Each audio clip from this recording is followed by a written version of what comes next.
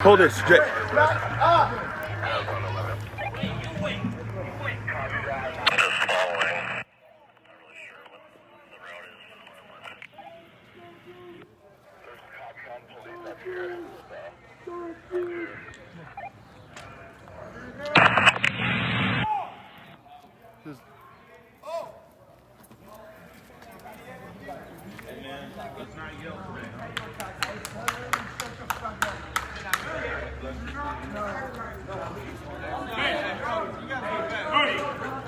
Hey, Tom 6, as you make your way onto Pike Street, let's start dropping off in our pairs at the first intersection of the counter.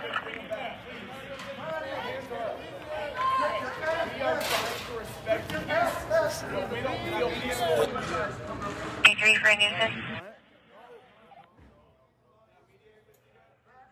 Up on Pike.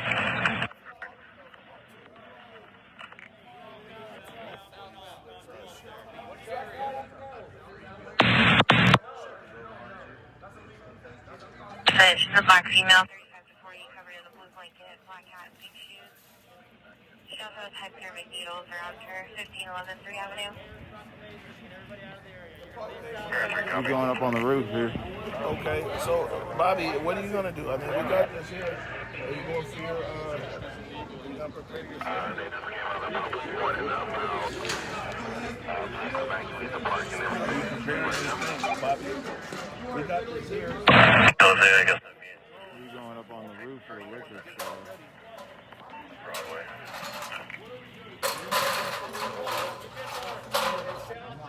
No, it's.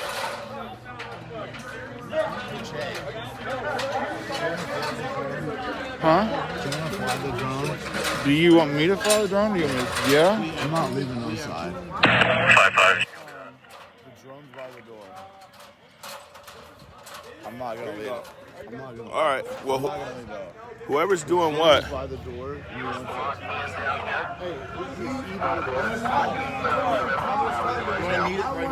Listen, we just got too much resources in one. What? You know what? Hold on. This might be a stand up, but let's. So what do we do? So I mean, he's giving the instruct. Well, hold on 1 second. 5-3 and 5. So you're giving them clear instruction. What you're saying is you want people to move southbound on 12th Avenue. Is there any specific street that people should stop at on 12th? You see what I'm saying? Southbound. All right. Yeah, I'm not being funny. You get what I'm saying? To it. So you want people to move southbound on Pike Street, which is the other side of the precinct. Thank you. Just want to important to be clear. All right. So the Seattle Police Department is here on the scene. We would call this the Northern Barricade on Pine Street. The officers are giving instruction for people to move southbound on Pike Street. We got a lot of information that this was happening here this morning. We expect to also see the state police as well. Our understanding is that this team here is bolstered most likely by the state police. There's a ladder that's been placed up here. There it is. I am now issuing a public safety order to disperse Scott 11. assemble that effective at 12 p.m. noon on June 30th, 2020. Cal Anderson Park was closed. At 2 a.m. on July 1st, 2020, the entirety of the Cal Anderson Park area the public to restore public safety, open roadways, remove obstructions to roadways and public rights of way, and to accomplish full closure and restoration cleaning of Cal Anderson Park. They're saying that an order was issued at 2 a.m. Who are unlawfully occupying Cal Anderson Park area, who are in public rights of way, where the park shall be directed to leave the closed area immediately. The Seattle Police Department shall enforce this closure and provide dispersal orders for He got a lot of equipment getting up there on that roof. Something big that it could be comms. This closure order to move and disperse from the area will be subject to arrest. So yeah. They said they put an order out at 2 a.m. But this isn't Cal Anderson. I understand it's not Cal Anderson. They said they put an order out at 2 a.m. It's all. or trespassing in the Cal Anderson Park area in violation of park closure and will review the lead, including arrest of individuals who may be occupying. I need you to hold this. What's up? Hold this. Just keep it right there.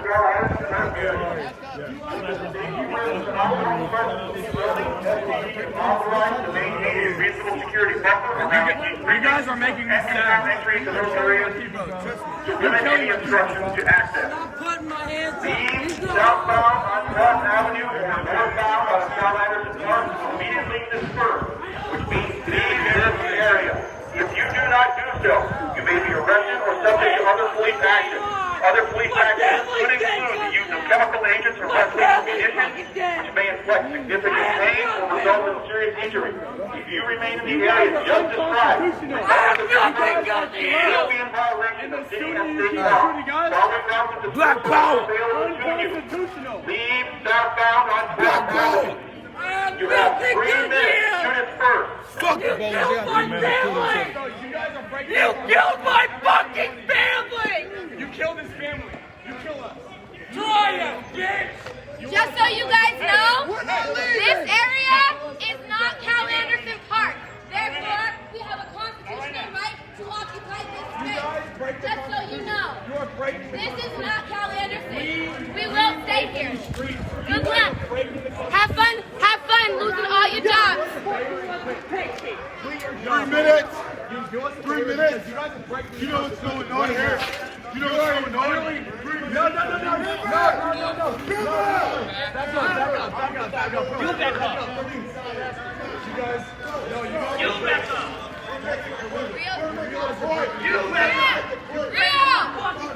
Dude, you guys are literally breaking the Constitution. Rio! We have the right to bear arms! We have the right to bear arms! Hey, You shoot us! Boy, it's getting. just keep your eyes out. Yup. It's getting funky out here. In 3 minutes, no matter what. Okay, thank you. All right. Hey Siri, set an alarm for 3 minutes.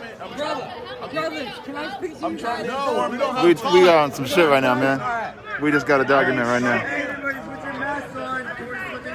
There's a whole bunch of reinforcements in the back as you can start to see. And this road is now about halfway filled up with vehicles, police vehicles.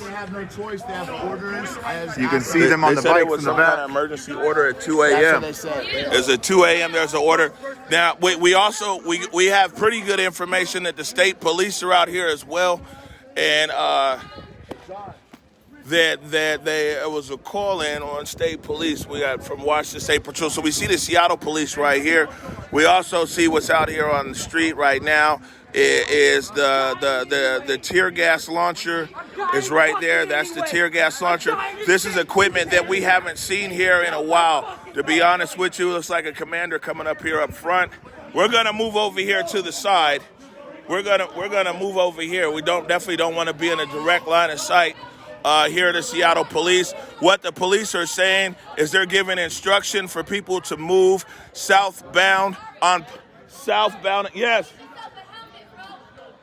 A helmet. Fuck, man, I don't ever have enough gear. On my back? No, I don't want your back. I'm a lover, not a fighter. I'm a lover, not a fighter too, and I So, fucking know it. What we're saying here is it looks like the Seattle Police Department is going to move. There goes the rubber bullets. Right there. There go the rubber bullets right there. We've got tactical. Hold on, be quiet. I want to hear the second thing. Shh. Be quiet. Roadways and public rights of way, and to accomplish full closure and restoration cleaning of Cal Anderson Park. All persons who are unlawfully occupying Cal Anderson Park area who are in the public rights of way or in the park shall be directed to leave the closed area immediately. The Seattle Police Department shall enforce this closure and provide proper orders. Did he say what the order was at 2 a.m.? I know he said 12 p.m. yesterday was Cal Anderson. He said there was another order at 2 a.m. this morning. The mayor issued an order at 2 a.m. So, no. So, man, let these guys work their job. Is your body cam on, sir? This isn't an expression. It depends if they consider this an expression of civil rights or whatever it is. So basically what the officers are saying is that Mayor Durkin issued an order at 2 a.m. to be able to clear, I don't know, at 2 a.m. Oh yeah, there we go. She's right there. Where's the rest of our team at? Bro, you can't have it both ways.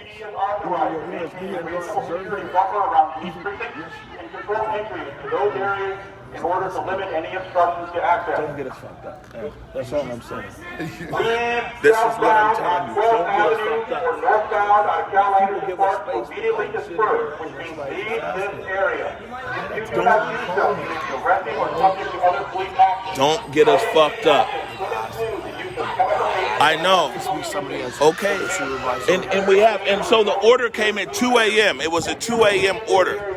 Is when they're saying that the mayor gave an order at 2 a.m. We see SPD is giving instruction. SPD is giving instruction for people to move southbound on Pike. And let me just take this one. You're going to get the gas mask? Okay, cool. Thank you. Huh? Yeah, of course everybody's surrounded. Here we go. Now this is, we see the bike officers are now moving off the bicycles.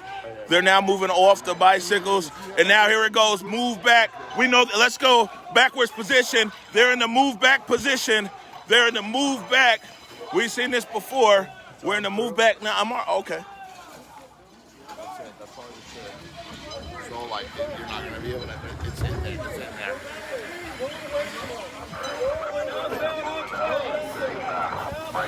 there. The police are in a posture now to move back. They're through the northern barricade. They've assembled their line now on the northern barricade. The SWAT vehicle behind them. The bicycle officers are going back. Now what we're gonna see probably happen right here is the bicycle officers are gonna come and the bicycle officers are gonna form their own barricade with the bikes. We're gonna see the bicycle officers form their own barricades with the bike. They're gonna use a posture.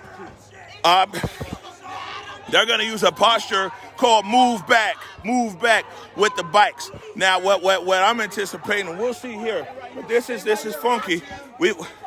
This area is surrounded. It's surrounded by all sides. I don't know that we might be one of the only live cameras that are in here right now inside of the CHOP. So we've got SPD right there, and now they're tearing through the barricade.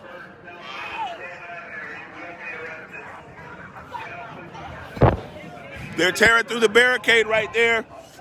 Police are right here. Okay. They've got a SWAT vehicle right there. And we're gonna stick to the wall right here. We're gonna kind of stick to the wall. The pepper spray is getting ready to come. Officers.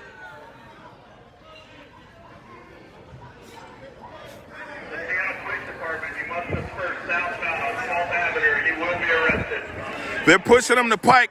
Now they're saying that Mayor Durkin put an emergency order in at 2 a.m. Now here's the thing is we got information yesterday, but we couldn't confirm it. We got information from dispatch. They're not allowing us to exit this way. Okay. We have to exit through 12. All right, and we'll exit through 12. Let's get over here on the wall. We're just over here on the wall. Yep. Right here.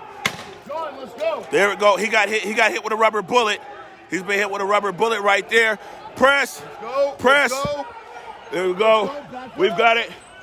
Now the police are gonna form a police line right here. The bikes, they're forming their line and they're doing a technique called move back.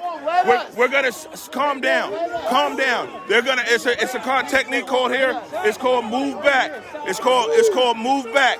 They're getting ready to push it back. And we've seen this before. They're going to use the bicycles now. They're going to use the bicycles. Yep, I'm moving, sir. They're going to use the bicycles. The bicycles are going to push forward. The posture is called to move back. We see the rubber bullets are out here. We see we see it's some kind of explosive out here. I'm going to tell you, everybody, it's hot and heavy. You know what I'm saying? We're now actually surrounded. So if we wanted to leave right now, we really can't. We can push back into 12th Avenue. We're going to follow the police instruction here. It looks like we're going to get swept out. There is something in the air. It's not strong, but there's something. Do you smell it? Yeah, I can smell it already. There's something that's in the air here. They're giving instruction for people to move the area. Our understanding, if anybody is talking to City Hall at 2 a.m. this morning, the police are saying at 2 o'clock this morning that Mayor Durkin signed an order at 2 a.m. for the emergency removal of this space here. Hey, bro, get away from him. Get away from this guy. We're going. Get away. It's all right. It's all right. People know we don't have any ill intent. We're here as the media. We've been here for 30 days. It's all right. You know what I'm saying? It's okay, Bobby. Just calm down. Stop talking. Stop. Bobby, it's all right. We're here. But people, it's all right. It's all right. Yeah. Well, I'm sure that the Seattle police want this documented as well. Now, our understanding. Now the mace. We see the mace coming out. We see the mace coming out. Now, a posture here. This is the step back posture. Now they're pushing everybody out right here. Again, I don't know as far as the mayor. The officers are telling us at 2 o'clock this morning that the mayor signed an order. The police are now coming through. The police are now moving through. The police are now moving through. This is now, I'm looking westbound. We talked about signs of change yesterday. We saw lots of signs of change. We got information last night, a lot of chatter, what we call chatter over here, but it was very credible, but we couldn't confirm it. So without being able to confirm it, of course, we didn't say anything because we don't put out anything we can't confirm. But it was a lot of chatter here. It was, yeah, that's okay. I talked to him last time when he was here. I forget. I don't know, but he's a senior officer here. What do you, man? Stop talking to these people, man. What's wrong with you? It's like. So what we're doing is they're now pushing through. They said under an order signed by the mayor at 2 o'clock this morning is our understanding, and so now this perimeter is now closing. The perimeter is now closing out here. I would say move it out. That's what I'm saying. Put it past them to just gas this whole area, and you're right in the middle of it. Yeah, I mean, I would say let's move. So what we're doing right now is we're gonna. The police are giving further instruction now to move back. Now, here we go. This is the pushback. We're going to see the bikes come. Hey, man, this guy's... Stay away from him. Stay... No, don't follow me. Shit. Man, stay away from him. Here it goes. Remember, I told you here's move back. Here's move back. Remember, I told you that move back was coming. The Seattle, the bike patrol is very experienced with this. This is move back. They're pushing out. Now they're halting. This is their experience. Hey, what we don't want to do is be close to anybody antagonizing the police. So we're gonna stand over here. We don't want to be in front of anybody that's coming with antagonizing officers. And now the Seattle Police Department has already advanced at least 100 some odd feet. Okay, thank you, Jake. The police now have cleared. They've cleared Pine. They've cleared 11th up to 12th on Pine Street. They've also cleared Pine. Now what you're going to see here again is the bicycle officers are going to come again with the move back posture. These guys are very good here as far as using the bikes for crowd control and as far as a barrier. So they're going to give them a few minutes here. They're going to probably move another 15 feet. What we do out here, what we have seen is we did see one person with a rubber bullet. Here we go again. Here's the move back posture. Here's the move back posture we were telling you. And hold again. And if they have to do it 5 feet at a time, I'm sure they will. I don't think anybody wants to use force out here. And we very well might see the Seattle Police Department move everybody back 5 feet at a time over the pike. I'll be safe, Dad. I got you. Don't worry. My dad's up on the East Coast of North Carolina watching the feed. Where's your drone? Where's your drone footage? Where's the drone? You want me to fly it? I'll go fly it. I mean, oh, man. You don't want to fly? Yeah, he's going to fly. Okay, we're gonna go back again. The police are moving back to pike. Like I said, very well could be 5 feet at a time. And you're seeing a line here on both sides of the cement barriers, the ballast blocks. That is the East Precinct right there. This over there to the left. That's the East Precinct right there. You see the officers are now tearing. They're now tearing down again. Yep. Who? I don't know him, but I'll definitely give him a kind word. Like we can do that. Hey, listen. This is. They're pushing it back, man. They're pushing it back. They're pushing it back, man. They're pushing it back. They're pushing it back. I mean, this is happening. Here we go. They're moving again. Move back. Here's the move back posture. They're moving back again. This is move back. And again, I think 5 feet at a time here, if need be. What we see is the Seattle police. They're over there, and I mean, literally reclaiming the precinct over here is what we're seeing. They're tearing down the tents. They're actually clearing along the way and trying to be able to clear different things. Now, it looks like they're going to go about 5 feet at a time. Bro, stop talking to these people. Stop.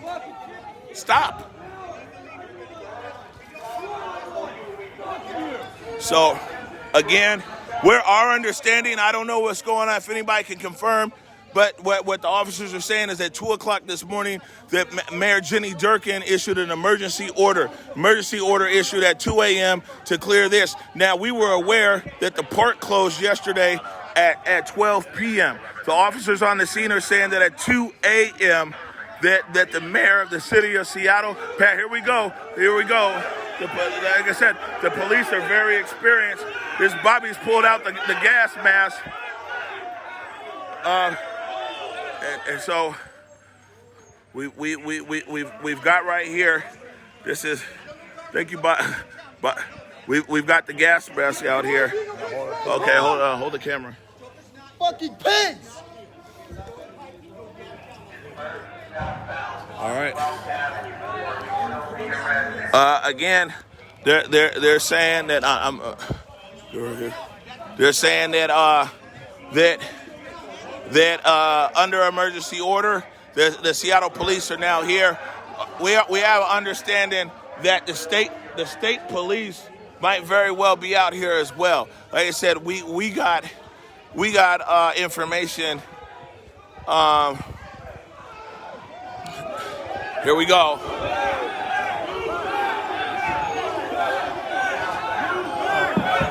Okay, going another 5 feet.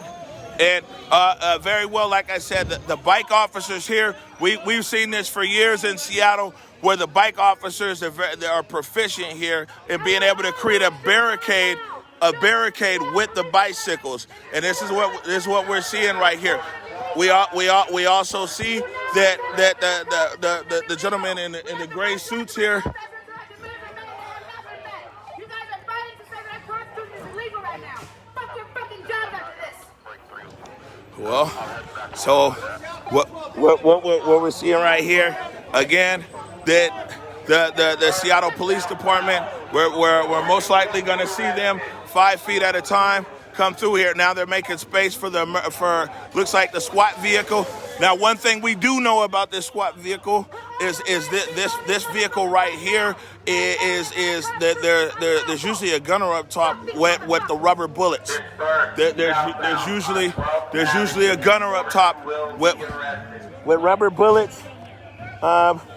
We've got this is. I would say of Seattle Police Department property here, they've reclaimed between 11th and 12th on Pine, and it looks like they've reclaimed about 30% of their building right here that's actually on 12th Avenue. Now, SPD has come through here. They're moving it through about 5 feet at a time. Like I said, we've seen this posture before with SPD. So far, we haven't seen any force. It looked like one rubber bullet was fired earlier. And here we go again.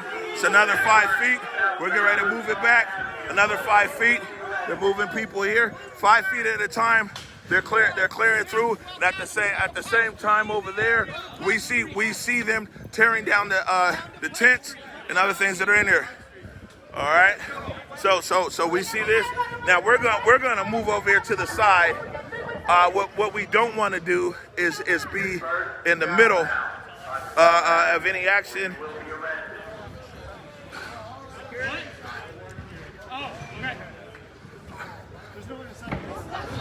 So the SPD has about 100 feet until they have their actual precinct surrounded. They came up on Pine in the eastbound direction between 11th and 12th.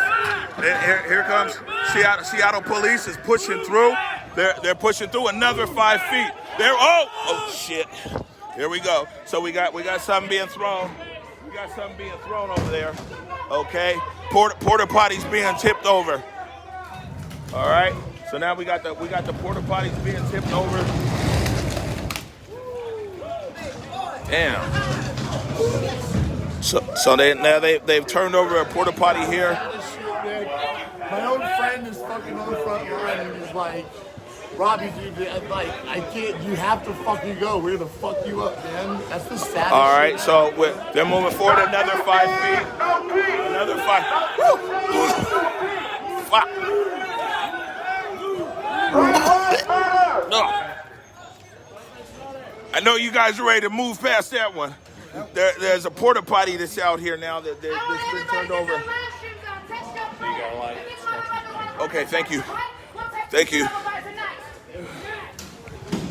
On the western side over here of the cement blocks, we see SPD. Can we see SPD continue to disassemble things that were over there in the tinted area? So again, the bicycle officers, we've seen this before. They're moving around this obstruction, the porta potty, and they're going through. And I'll be honest with you, if they stop right here, the Seattle Police Department has about 10 feet left. The SPD has about 10 feet. The SPD has about 10 feet right here, and they'll be back here. This is the last 10 feet, and the Seattle Police Department would have come up eastbound from 11th to 12th and secured the northern part of their building. Right now, they're trying to secure the eastern part of their building. And they've got about 10 feet left here, and the Seattle Police Department would have come through. Now, what they said is their goal is to push everybody back to Pike Street. Pike Street would actually give the police would actually give the police a barrier into Pike Street. Now we see this over here, man. We're staying away. We continue to want to stay away. That was your fucking family that died, and we made a vigil for them. Goodness gracious, PD don't care about nobody. So what we're finding right here,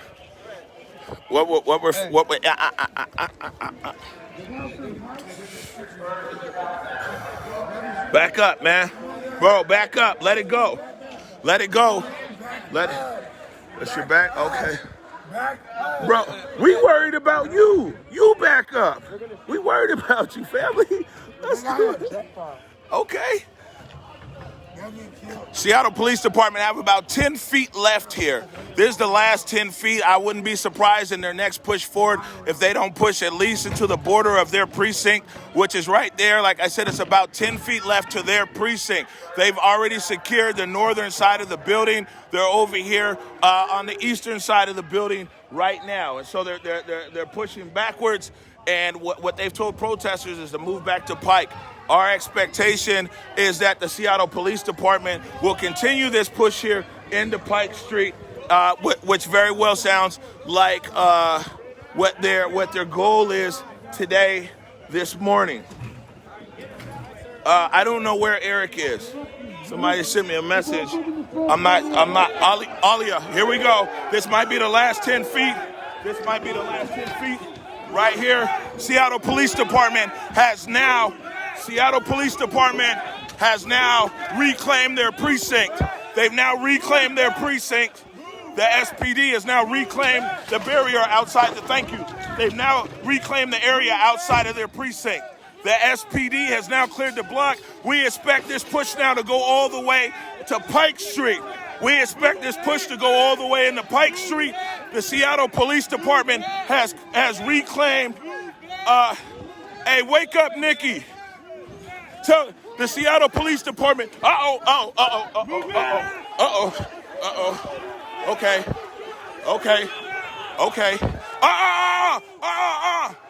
Put it down. Let's go. Yep. Oh, there goes the mace. Okay, we don't want mace. Stop.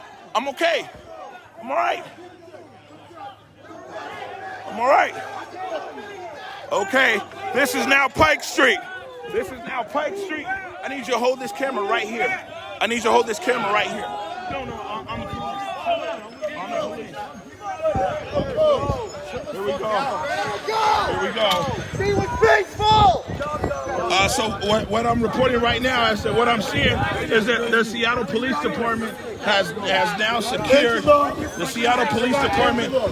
I feel my mom. Just man, grab some water or something. It's all right. So what we're seeing right here is that the Seattle Police Department.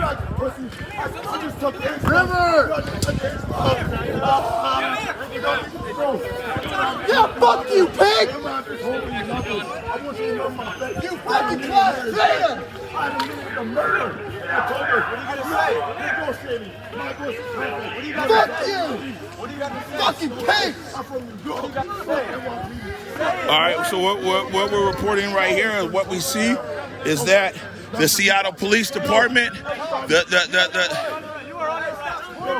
Seattle. We have an order for arrest right here. We have an order for under arrest right here. This guy River. They're saying that now the River, one of the protesters under arrest. Ladies and gentlemen, the big story is right here though. In less than 35 minutes, the Seattle Police Department came. They approached their precinct from the north. They approached their precinct from the west in under 45 minutes, and it looks like one spray, a pepper spray, and one rubber bullet. They've now secured their precinct. They've secured the block. They've secured the block over here and got their precinct it's under their control. They pushed everyone out. The Seattle Police Department has now, like I said, in less than 30 minutes, the Seattle Police have come through here and they've basically reclaimed they've reclaimed the street over here. They've pushed everybody to Pike Street. We're here on Pike. We're here on Pike right here. This is the barrier. Why did these motherfuckers? Huh? Why did these motherfuckers push me? What we seen, you gotta calm down though. You know what I'm saying? I understand. No, you don't. My daughter's right next to me. You know how I do understand? I've been tear gassed by, I've been flashbanged, I've been shot with 3 rubber bullets and everything else. So I do understand. The Seattle Police Department has pushed back over here. They control the perimeter around their precinct. From what we've seen on this video right here, what we did see is maybe two arrests, at least 2, or at least detainment. At least 2 people detained is what we saw. And then what we also saw over here, we saw a discharge of 1 rubber bullet, and then we saw a pepper spray, and like I said, in less than 30 minutes here, the Seattle Police Department has come through. I said they came west from 11th to 12th and secured that side, and they came from the north down 12th Avenue and pushed across Pine, and basically literally 5 feet at a time pushed everybody out of the protest zone and out of the barricades. So at the moment here, what I'm saying is they pushed everybody out here into the intersection. They said they wanted everybody to Pike Street. The police have a perimeter here at Pike. I'm very much assuming that they most likely have a perimeter at least down on 11th Avenue and Pine as well. So So those are right there.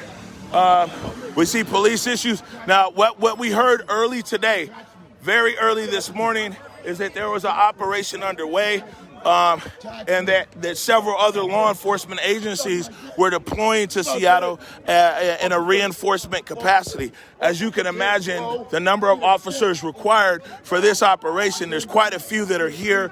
Then you have support, and you have perimeter. And so what we were hearing on the chatter early this morning was that other law enforcement was around here in a backup capacity, depending on how this particular operation went. Now, the thing is the police have secured the precinct. I don't know if it's going to go back to business as normal here. Police very well might now put another barricade right here to seal off Pike Street. But what we can say for sure is what we witnessed here is that in less than 30 minutes, maybe a little bit more, the Seattle Police Department came from the west and they came from the north, and they have secured now the perimeter of the East Precinct. What we saw as far as any kind of use of force, not so much here. What happened is that the bicycles got out in front. We've seen this before with Seattle Police Department and the use of the bicycles here. They hop on the bikes and then they move people out. Looks like we saw a discharge of one rubber bullet. We saw one spray of mace. Otherwise, the SPD, I mean, just kind of with manpower, to be honest with you, came through here, and they have pushed the protesters out of the area. We did see some of the special weapons, but not used here. It's like it's either the flashbang or some kind of smoke. There was something in the air earlier. It was a small irritant. It wasn't tear gas, and whatever they put in the air, they didn't put on their gas mask either. I still got on my gas our gas mask equipment right now, and we're inside of a perimeter here. As you can see, the Seattle Police Department have this whole area for several blocks. Inside this perimeter is totally blocked off. You see what I'm saying? It's totally. Do you know what? No, I don't. Shyla was over there. She was over there.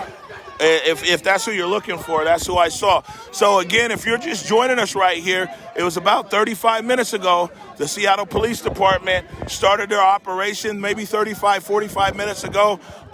They had 10 minutes, so they gave everybody an order to disperse. They said that Mayor Jenny Durkin signed an order this morning at 2 a.m., giving them whatever, permission or the order to now move in here to the East Precinct.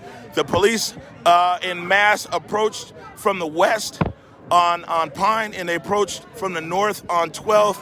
They converged at the intersection of 12th and Pine, and then now pushed everybody southbound on the Pike Street. So now what's happening is you have this group here, the bicycles. We saw this a lot during the protest. The bicycles now have their barricade right here. You have another detachment who I guess you would say is watching the backside. So you have another detachment of officers, and we see more leaving right now. Another detachment that are heading back over to Pine. So we're in between Pike and Pine here. And like I said, it was a very, very swift operation this morning by the Seattle Police Department. Obstructions that were in the way, they tore their obstructions down. We didn't see any. We did see a discharge of looked like a rubber bullet. We saw a pepper spray, but we haven't seen any force over here. The day is early though. The police now have their area back, and they're now visible. And the visibility now might turn into something else, and unless they're planning on keeping the bicycles here all day, it very well might be that the Seattle Police Department comes in and now they put their barricade right here, and we'll see what happens over here. So, like I said early this morning, we got a lot of chatter from different law enforcement, everything. We couldn't confirm anything, but that chatter made us want to definitely be here and be awake and see what was happening out here, because we get these calls all the time. This is happening, that's happening, this is happening, that's happening. But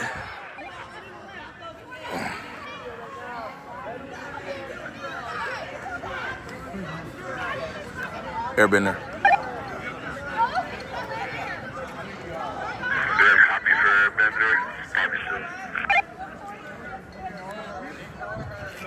Too tall. Now we're going to see how it plays out right here on Pike Street. Whew, once again, it's too early for all of this. There he is right there. You deserve to get raped. People deserve to come down. You deserve to get raped. You deserve to get raped. You deserve to get raped. You deserve to get raped. You deserve to get raped. No, she doesn't. You do. You do. All right, so back over here.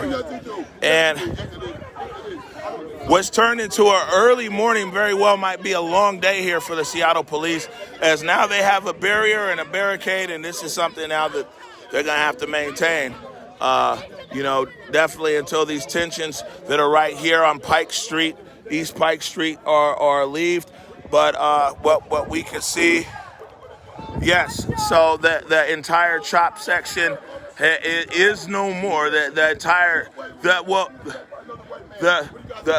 chop had already, a lot of the people have been reduced to a footprint just in front of the East Precinct. So when people think of chop, it hadn't been that big 6-block area in a long time. It was people that were sitting here in front of the East Precinct. And yeah, in that case, the Seattle Police Department has come through. They came from the west and from the north, converged over on 12th and Pike, and they have swept the protesters out onto Pike Street. The Seattle Police Department, at least the perimeter of it, I'm sure maybe somebody's entered it, but the Seattle Police Department have regained control of their precinct.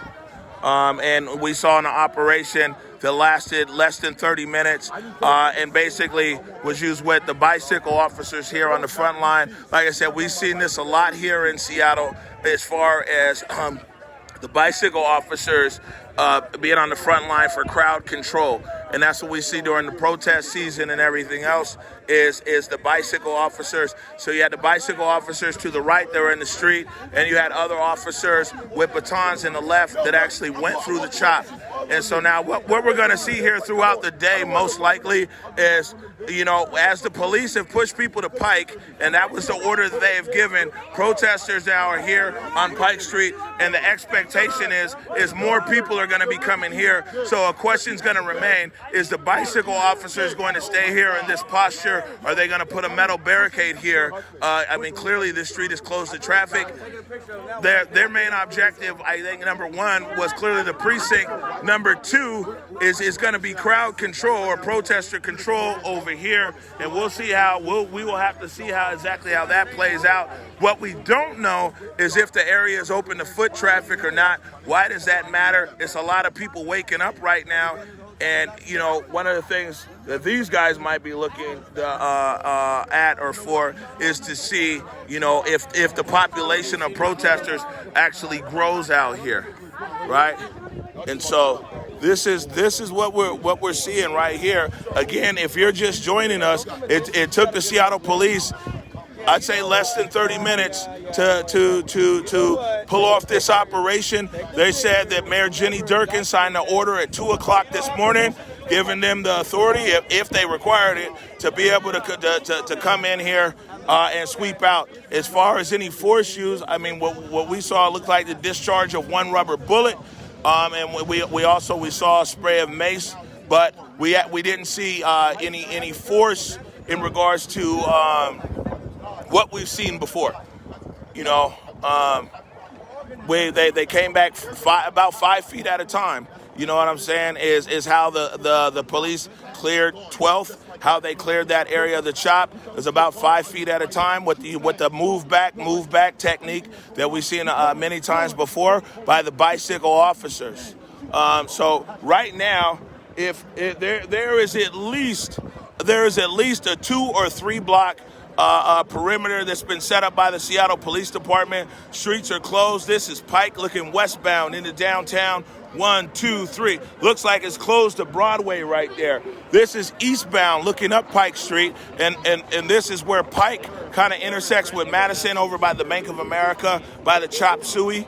And so you have that street closed right there. When we look southbound, that's Madison Street, East Madison. You have a perimeter right there. Now, what we don't know if that perimeter is set for just cars or if that perimeter is also set to stop people, right? And so the bikes are moving out. The bikes are now moving, and so the physical barrier that SPD once had right there, huh? Thanks for your work. Yeah, man, it's all good. I mean, we said we're gonna be here. We're here. So now what's happened is SPD. You know, Seattle's a pedestrian city like that. I'm sure these guys don't want to get a complaint for blocking the sidewalk. So they've So they've now backed up just to the sidewalk here. Again, the posture, the bicycles right now are the barricade. More people are waking up over here, and I mean we don't know exactly how that's going to play out or anything else. But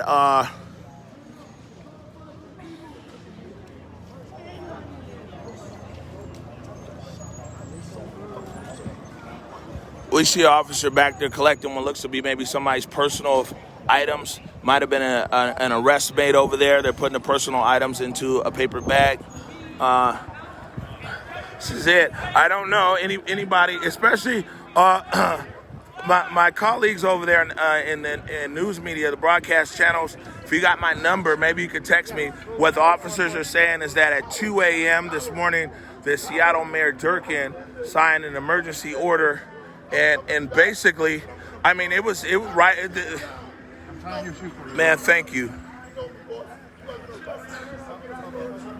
So this is the protester River. We actually interviewed him on the what you call the other day, the podcast the other day.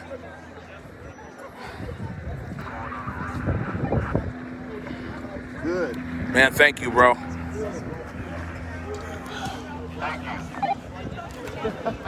Where's Eric, man? They won't let him out the house. Still here live, man. They try to kick us out 5 in the morning. Fuck the police. Coming straight from the underground. That nigga got his back because I'm brown, nigga.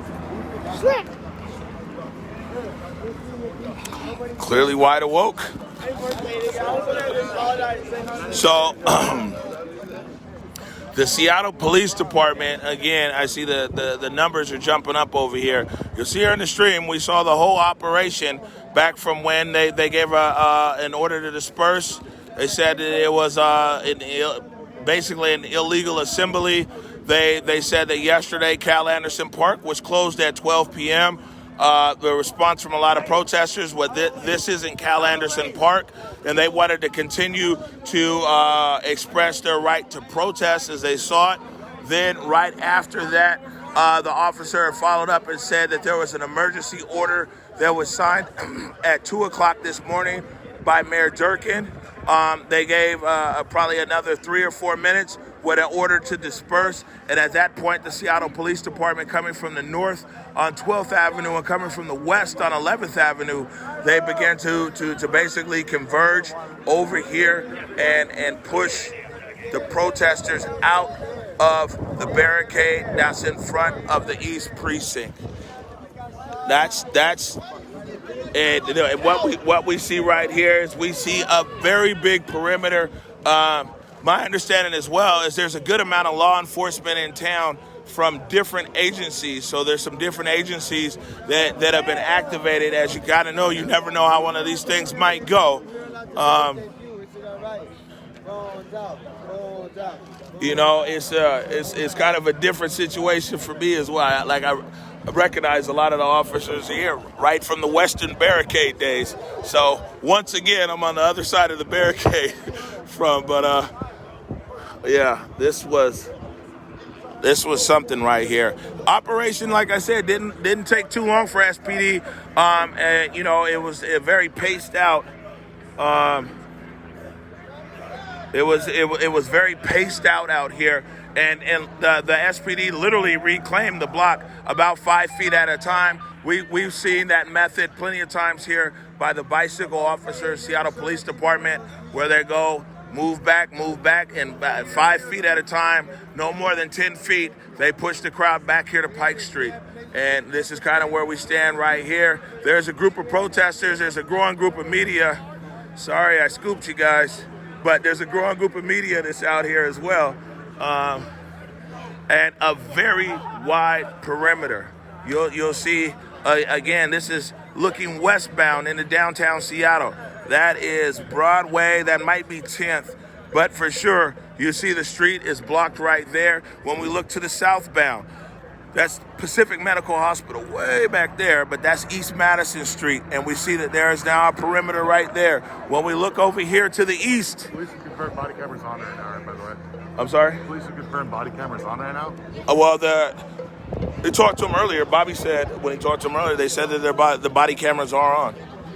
That's what they've said. I mean, the law is now, they changed it June 9th. Body cameras have to be on when there's an expression of free speech and there might be an order for any kind of engagement. So, I mean, there was a question that was posed to me about body cameras when we talked to the officers when this action first started. Before they started moving through the streets, they said that they have their body cameras on and activated. And that's actually the law right now. And as soon as they declared it an illegal assembly, then it very well, and you know, the legalities of it. Is it still free speech? Is it still whatever? But no matter what, this action here today, body cameras, the police are saying that the cameras are on. But I'll be honest with you, the police didn't meet much resistance this morning. They didn't meet much resistance. You know, I know if we heard chatter this morning, maybe a lot of other people very well might have heard chatter. But the flip side of it is as well is that a lot of people who've identified themselves as protest leaders are still here in this population here on Pike.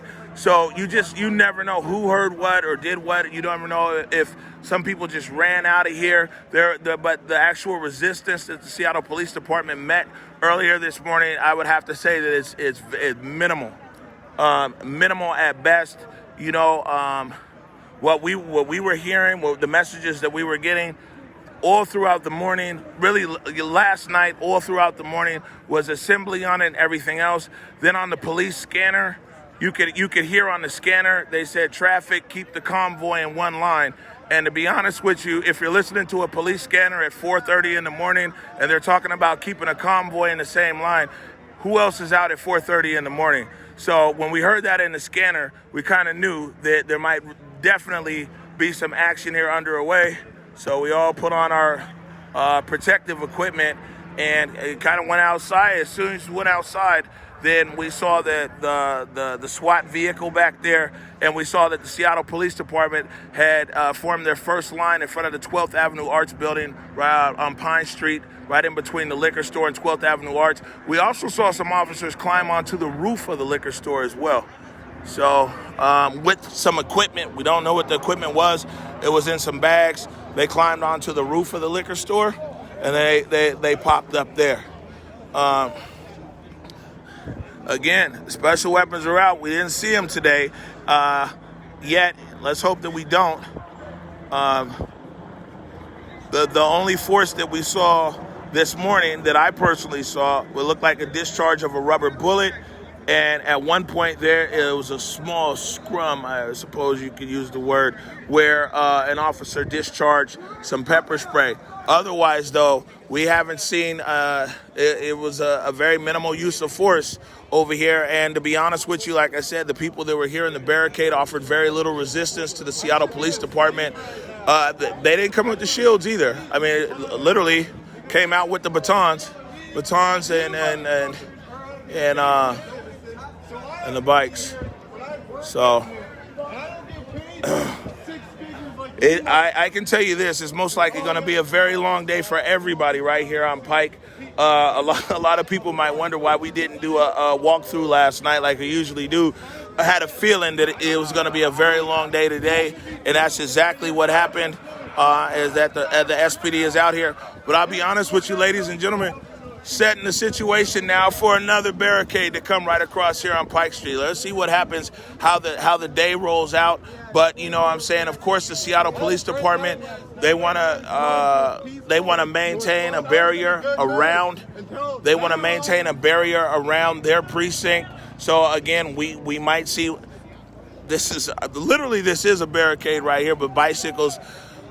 We've seen in the Western Barricade days, we've seen these guys swap out every 30 minutes for hours and hours on end. That very well might be the plan of the Seattle Police Department today.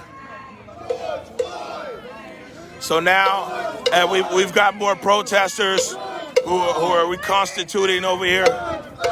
They're chanting, "Say his name, George Floyd. Say his name, George Floyd." Breonna Taylor.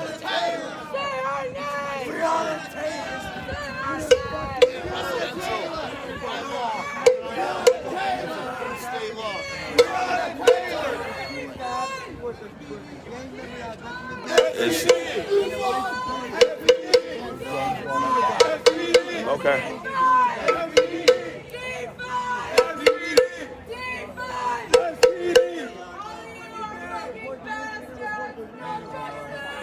I'm all right. Just another day on the job, man. You know what I'm saying? So, all right. So now the next thing is going to be. Without that badge, you're a bitch and a half. Without that badge, you're a bitch and a half. No, bro. I mean, I'm starting to. Oh, it's not get away from this. I mean, I'm starting to leave all cops a message. I was. And so what we're going to see here today, and, you know, who knows? Only time to tell. Okay, now let's zoom in down there on 11th Avenue. We see that the police have a perimeter across the sidewalk down at 11th Avenue as well. So, I mean, very much the SPD is literally taking back the block.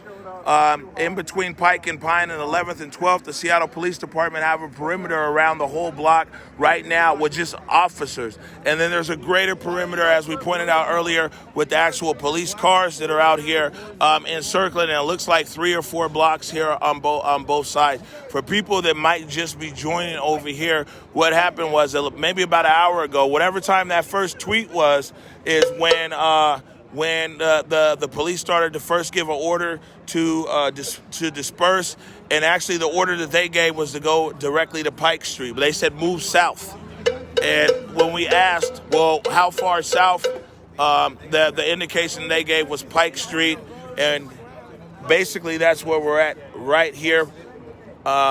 This area is 100% locked down right now. You know what I'm saying? The perimeter is out here. The Seattle Police Department came and basically reclaimed the perimeter around the precinct in less than 30 minutes, literally 5 feet at a time. And at the same time clearing out tents and other obstructions that are there. That's kind of what we see, you know.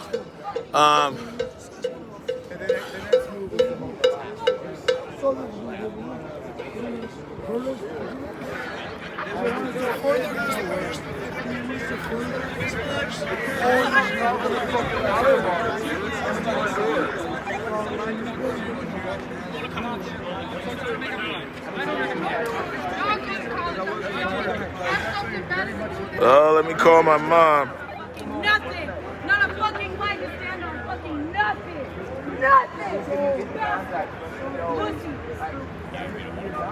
Yeah, Kia, I gotta call my mom. You know, she's always worried about me.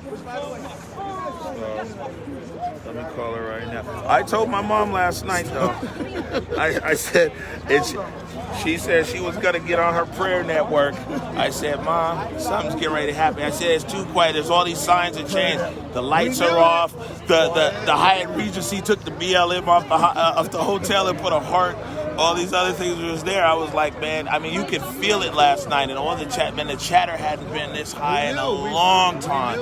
The chatter hadn't been this high in a very long time about the police and police operations.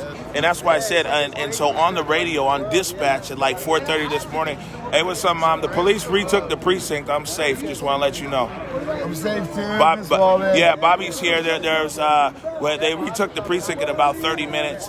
We didn't. We're the only people here as far as media, they might have made a few arrests. I know they've detained a few people. It looked like the discharge of one rubber bullet, and they sprayed some mace at one point and impacted an arrest. But they met little resistance over here at the shop.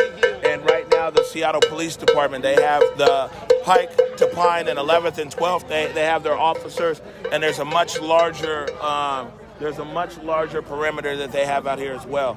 So I didn't want you to wake up this morning and people texting you and saying like, oh man, the police have gone over here. I didn't want you to be worried about me. So I mean, right at the moment, the situation is calm, Mom.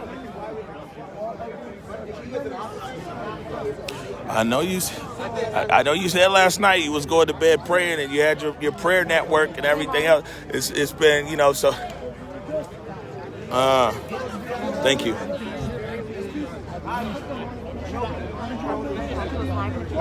Yeah, I'm just telling my mama I'm okay. So I'll be there in a second. All right, Mom, I just wanted you to know what was up.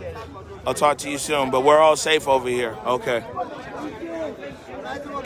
Can you keep the camera going? I'm just going to talk to these guys here for a minute. Confirmation of. That's what drives me crazy. So usually, man, we always have them prepared. We have like microphones and all this shit ready to go. And he's just playing on his fucking cam. We gotta look for the drone, man. It should be up here in any minute. Worried about the wind and the rain.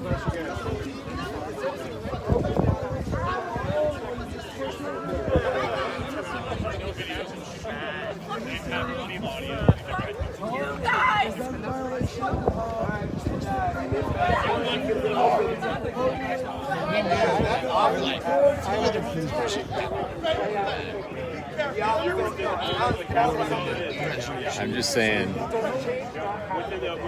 the day I leave, they leave. The day I come back, they come back.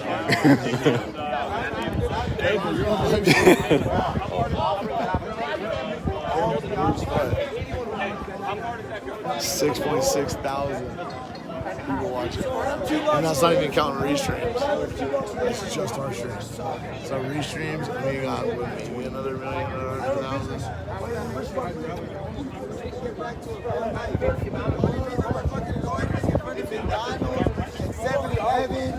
We can't afford it.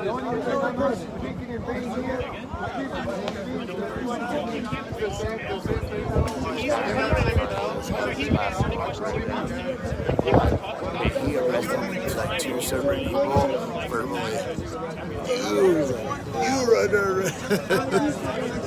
He was like, that comes from some other part of the world. Hit him, he did it. Definitely snitched on his brother and sister. But he was like, you right there, black dude. Shit fucked me up. My best friend's dad. But I've been fine since tired tonight. No breakdowns, nothing.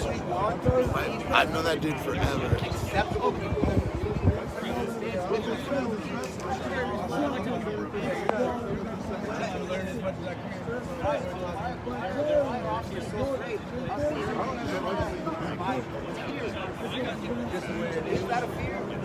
There were kids at these events too, just know that. There are kids, child-friendly places here too. Why would we be shooting at a place that's child-friendly?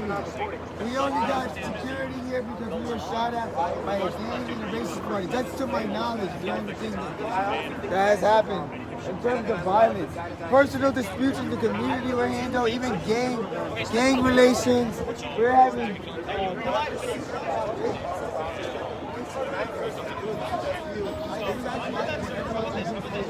look up status, guys.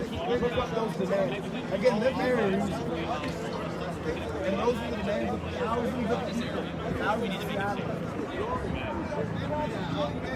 This guy actually has the people that go back home to people. They're just gonna nod their heads and placate you and then fucking do shit like this and get back to them.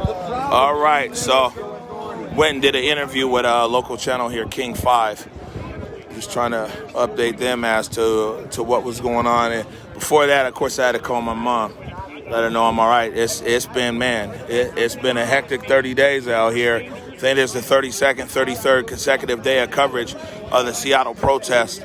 For people that might have just jumped in, man, this was a swift operation by the Seattle Police Department.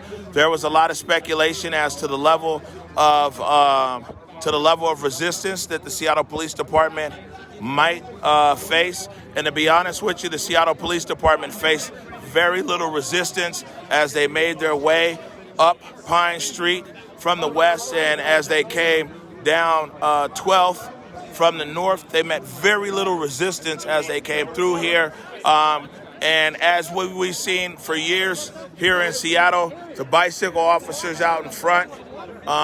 There was also the SWAT truck was here, and also the unit that has these special weapons, which we did not see discharged today, as far as the tear gas, or the tear gas launcher. I think that's what it's called, is the actual item right there. The tear gas launcher. So let's see what's going on over here.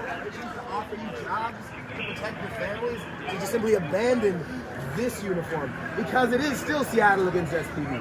The uniform is a lie. The uniform is abuse. Your authority figures are abuse. They stop you from talking with them. So we have no word from the Seattle Police Department at this time as to their intentions here for Pike Street. If this is going to be a protest demarcation line here, or if they're going to further push people out, possibly on the Madison or anything else. It's a very wide perimeter that the Seattle Police Department currently has around the East Precinct. Again, when we look to the east, right there, that's just one block from East Madison, where East Madison and Pike intersect. That is East Madison right there. Looking to the south, that's East Madison Street. And then, of course, when we look to the west towards downtown Seattle, that's Broadway right there. And so it's a very wide perimeter that the Seattle Police Department has. And also, although we're right here on Pine, and this is the street, or we're right here on Pike or on 12th, and this is the actual street that the East Precinct is on, we'll find that if we look down there, one block to the west to 11th, what we'll find is that the police also have a manned perimeter down there as well.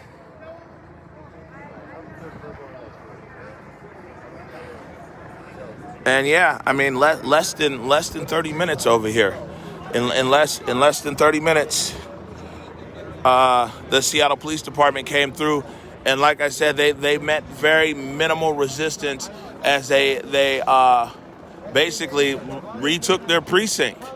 You know, this precinct has been a point of contention now, you know, ever since the police abandoned the precinct, which is a whole other discussion in itself. We were actually there that day when the Seattle Police Department did abandon the precinct, and we were actually right there in front of the precinct, and we saw moving trucks, we saw officers with bags, and we were tweeting out that, hey, the Seattle Police Department's abandoning the precinct. At the same time, the city said that they were reducing a footprint, so people thought that I was on the fake news. And, you know, of course, a few hours later, everybody else caught up, and they saw that the precinct had been abandoned. And so now, you know, the Seattle Police Department has effectively reclaimed their precinct here. We did see some people being detained. They could possibly be under arrest. It was a few people, I would think, for like failure to disperse or something like that. The Seattle Police Department that we saw did not meet very much resistance at all. A lot of it was people, you know, because their method is basically every 5 feet. We've seen that time and time again by the bicycle officers here, especially during the protest. So, I mean, they took back the precinct up here literally 5 feet at a time, sometimes 10 feet. The last stretch, though, they pushed it all the way here to Pike. Once they reached the perimeter of their building, there's another building here that's actually basically attached to it. They pushed everybody else out here to Pike Street. So some big questions are, these are porous borders.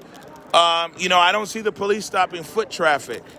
And I mean, they definitely are stopping car traffic, but I don't see them stopping foot traffic. What very well could mean is that in the coming hours here, as people start to wake up and do things like that,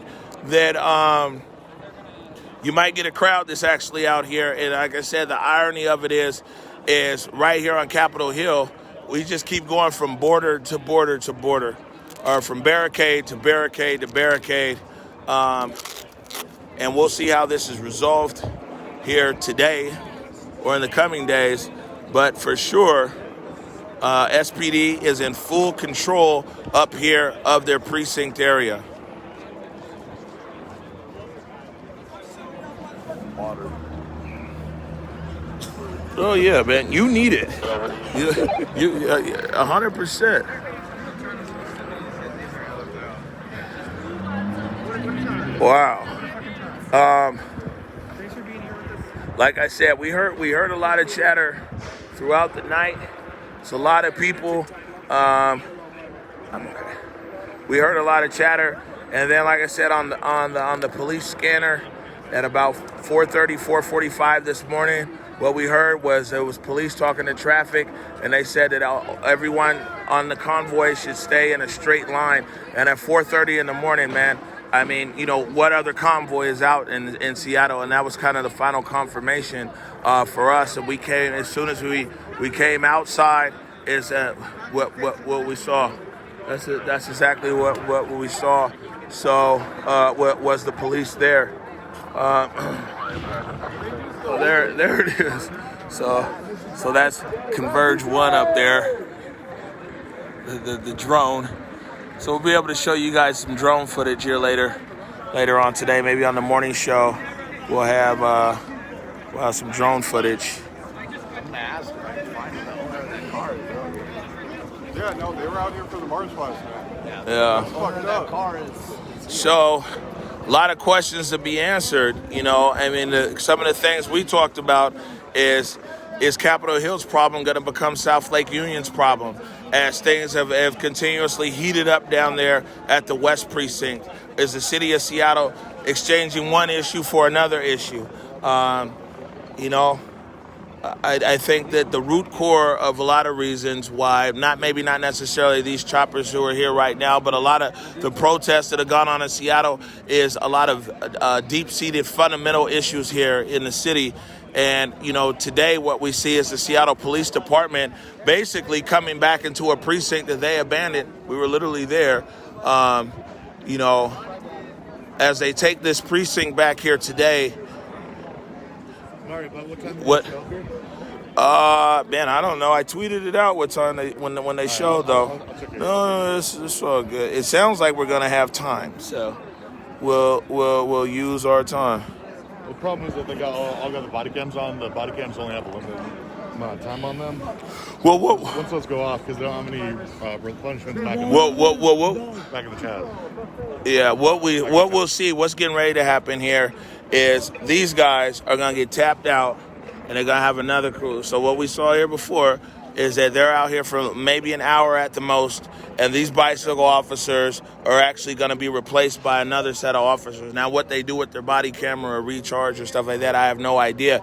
But what we saw in the Western Barricade was literally a replenishment continuously of officers here on the front line, and at that time the National Guard was here as well. So I would really expect here pretty soon, especially if the bicycles are going to be used as a barricade here today, if they don't want to put a physical structure, maybe because of optics or whatever else, if the bicycles are going to be used as a physical barricade today, you're going to see a continuous movement here of officers coming in and out. It says 41 minutes. They secured it 41 minutes ago. And let's see here. I reported that they secured it 40 minutes ago. Let me see here. 40 minutes ago, okay. Well, no, that's when we reported that they secured it. My screen is tripping. Okay. You guys open up the freeway while my kids are out there protesting. 4 or 5 times now. 42 minutes ago. That's when it was. So the first tweet was 1 hour ago. So one hour ago, at the northern barricade on Pine. And so that's when they were given the order to disperse, which probably it's not exact, but Twitter's saying I put that tweet up about an hour ago. And which looking back at it now means that their actual operation, once they started moving to reclaim this precinct, didn't even last 30 minutes. It wasn't even 30 minutes. The officers were able to come through here and basically push people out of the chop. What we don't know, can you tell him? Yeah, can you tell him? Hey, Jake.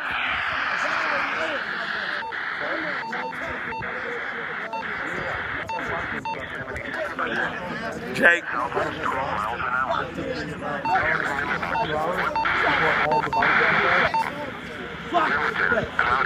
know you guys don't want to represent even white supremacy. I know you guys.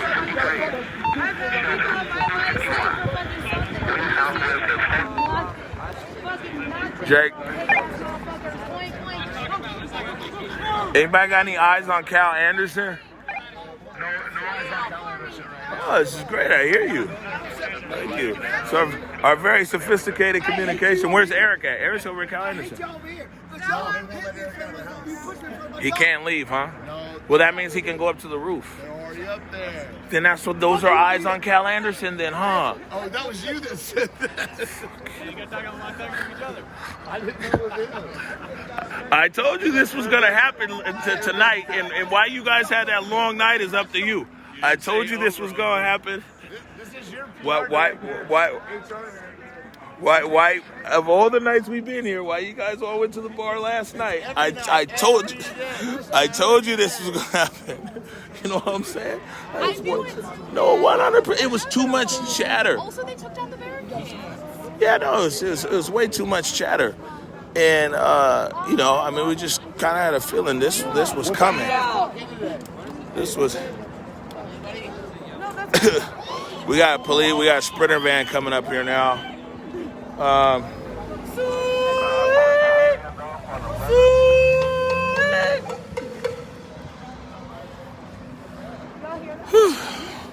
So another chapter here in this protest season here in Seattle, and we have a lot of you know, now it's just new situation, new parameters here. You know, are the protesters calling it a day? You know what I'm saying? Or are they done with their protests, or they've been pushed out over here? We want Eric. Let me talk to Eric. See what's going on over at Cal Anderson. Okay, as usual, my guy Money Matt. Here it is. So let me read this out to everybody. And apparently this came out this morning at 4:58 a.m. on the Seattle website. So actually, the police were on the scene before the mayor issued an emergency order. According to the police, the order was actually issued at 2 a.m. We see it posted here on the City of Seattle website at 4:58 a.m. And what we're finding here is the mayor issued a proclamation of civil emergency regarding the East Precinct and Cal Anderson Park earlier today. The order declared the gathering in the area as an unlawful assembly, requiring immediate action from city agencies, including the Seattle Police Department. Let's see if I can zoom in on this proclamation. Give me 1 second. What changed to make it unlawful? That's what I want to know. All right. It says here, Office of the Mayor, Executive Order 2020-08 to provide City Department direction on a coordinated city response with respect to observed and reported life safety, public health, and property issues, and in around the East Precinct and Cal Anderson Park. Hold on 1 second, guys. I need to make this bigger on my screen. All right, and this is the mayor speaking right here. Whereas, well, this is not the mayor speaking, this is me speaking. These are the mayor's words. Whereas the killing of George Floyd by a police officer in Minneapolis on May 25th, 2020 has generated anger and outrage across the United States, resulting in mass demonstrations. Whereas the city, meaning City of Seattle, the city supports the people's rights to lawful assembly guaranteed under the Constitution of the United States of America and the Constitution of the State of Washington. Due to the current state of emergency and the governor's stay-at-home order, the city was unable to issue a parade or demonstration permits to groups who wish to lawfully assemble to voice their opinions and plans to escort parades and otherwise assist in safe and lawful right of speech and assembly. Whereas the city recognizes that the parade and demonstrations which will travel upon public streets and sidewalks will disrupt and impair pedestrians, motorists, and transit, and the city recognizes that some disruption is part of the rights of free speech and lawful assembly, which the city will safeguard. And whereas much of the expression has been peaceful and created community solidarity for Black Lives Matter, including features such as community garden, public art, and conversation corner. And whereas to date, city departments have more than reasonably accommodated protesters by offering services and shelter, the city has spent weeks on voluntary efforts to urge people to leave the Cal Anderson Park and giving emerging circumstances and recent shootings. Oh man, this proclamation is really long. But basically, oh man, this is too long. It's fire shit. Hey man, these guys keep taking my. Hey, you know you guys can't really speak up. I guess they can. They be jacking my streams, man. SPD is quick to, man. What is this? Oh man, rape, robbery, assault. Oh yeah, hold that, Bobby. Let's see what the mayor is actually saying here.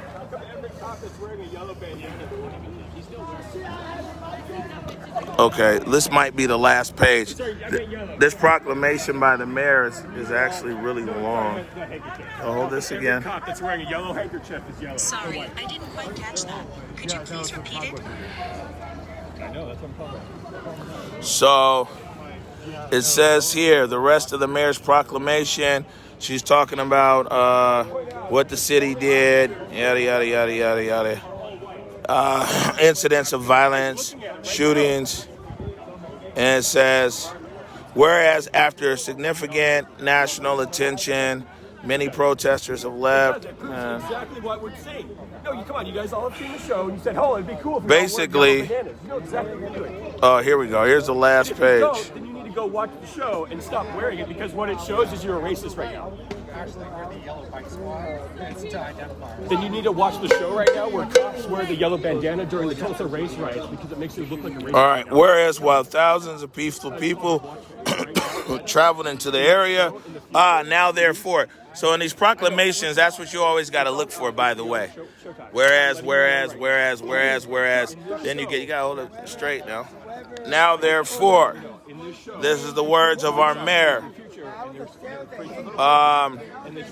Now, therefore, I, Jenny A. Durkin, Mayor of Seattle, hereby directs all city departments to work in coordination to respond to the observed and reported exigent life, safety, public health, and property issues in and around Cal Anderson Park, which is defined by the areas bound by Broadway to the west, 13th to the east, Denny to the north, and Pike to the south. Effective 12 p.m. noon yesterday, they closed the park.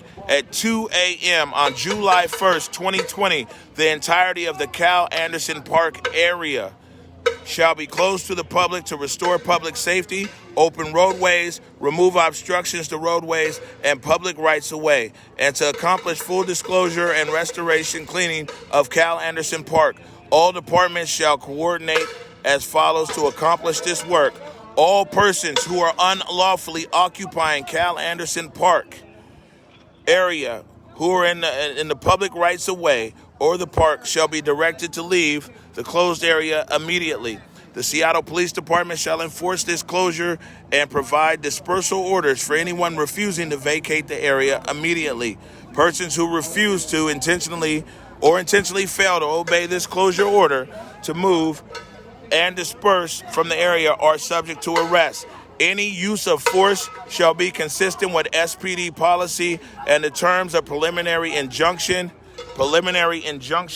issued in Black Lives Matter versus City of Seattle, and they have a case number. In coordination with Seattle Parks and Recreation and Human Services Department, as necessary, SPD officers shall, in their discretion, remove or arrest individuals who are trespassing in the Cal Anderson Park area in violation of the park's closure and who refuse to leave, including exigent arrest of individuals who may be occupying a tent or obstruction or created structure in a public right-of-way in the Cal Anderson Park area.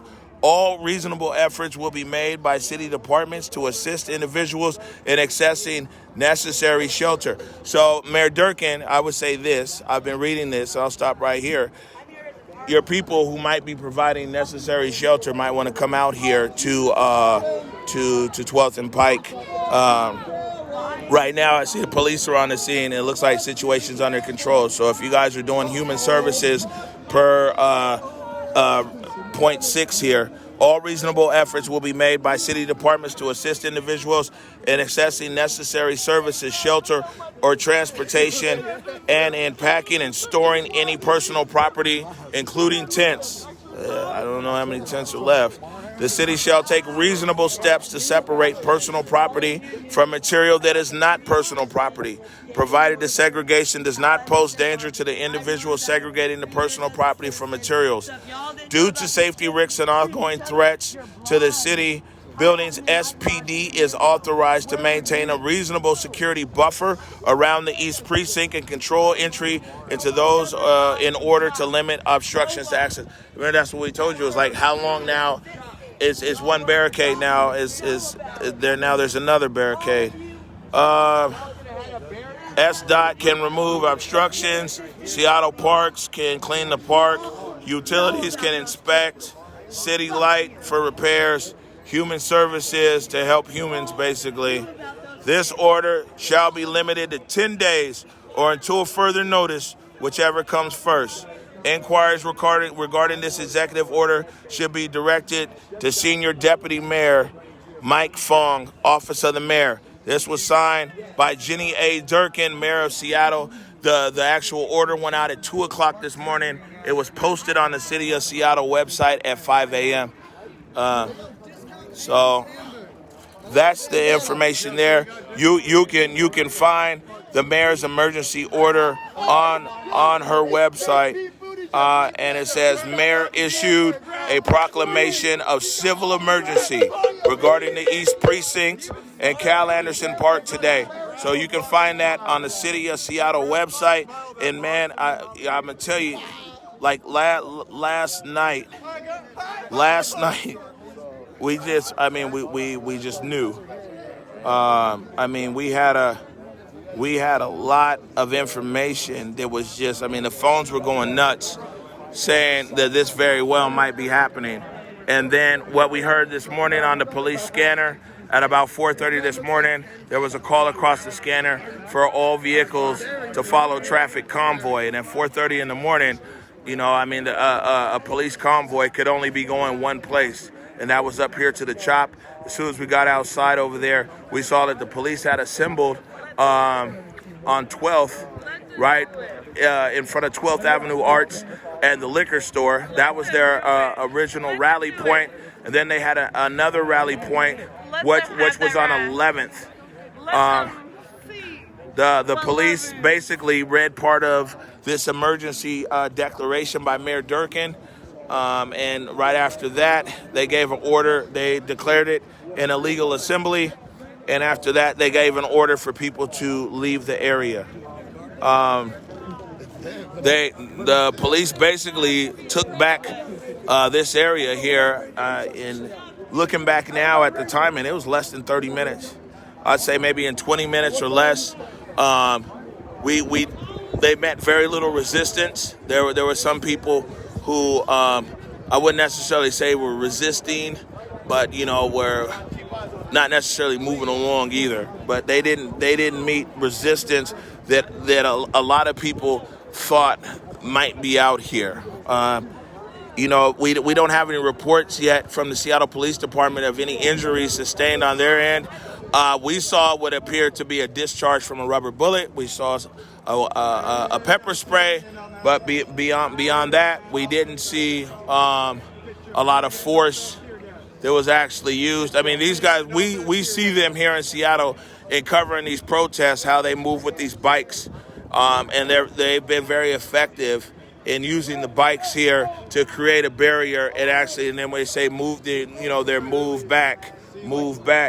And so we've come accustomed to that, and that's a lot of what they did this morning was using that move back technique. Hey, I'm a Muslim. This move back technique. Just trying to hug it out up here. Yeah, I still got the call in my And a lot of the protesters that were, hey, what's going on over at the park?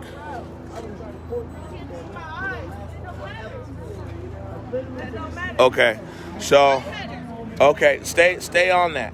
Hold on, I'll tell you what. Can you hold this, John? Be right back, everybody.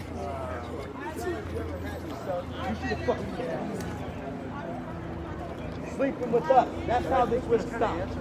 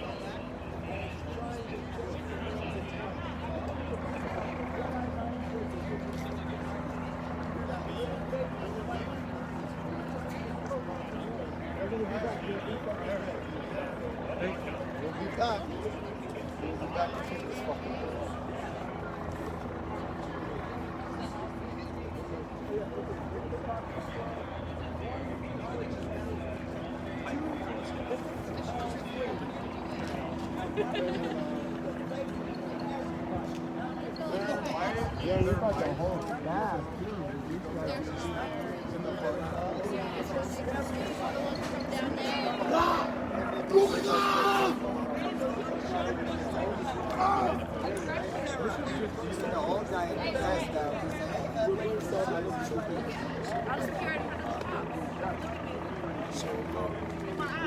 But you, the one at the front desk. Do it like me too. Come on.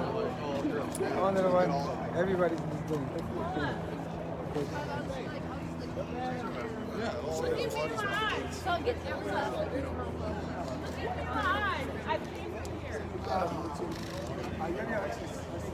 I slept over there. I slept outside.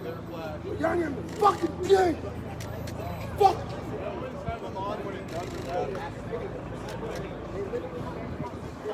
That's what they do. I watched them turn them off right before they attacked.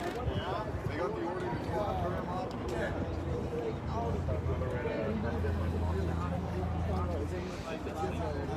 Oh, no, that's... They're supposed to give 2 hours. They're supposed to give you 2 hours when they get here. Yeah, that's fucked up. Legally, they're supposed to give you 2 hours, and they're supposed to be able to prove... They don't give a fuck about the law. They're cops. They never had to follow that. They searched back your car without... Yeah, because they're fucking pigs. They don't give a shit about the Then you people. probably gave us sexual power. They suck the dick of Jeff Bezos. You enjoy being a rich man's whore? You enjoy that Jeff Bezos dick. You guys suck his Slobbing on dick that so Jeff good, Bezos. he divorced his wife. He didn't need his wife Yeah, anymore dude. because he has He's you had guys. fucking discount Andy Samberg, bro. Suck his dick all day. I think Petey does the best job. Pete Buttigieg over here is really amazing. All the houses over here, this city isn't designed for the common man or woman. Hey, it's fine. I guess it's not Pride Month anymore. The weekend anymore. I can only imagine his dick looks like his head. Like it's like his turtle. Oh, I don't want to imagine that. Honestly, ask them. They know. Oh, the main man. Yeah. Fucking discount Pete Buttigieg. Oh, bro, he's a cool kid now. He's got those reflective lenses. Look at this man. Fucking discount Pete Buttigieg. That's how to warm up. I'm neighbors.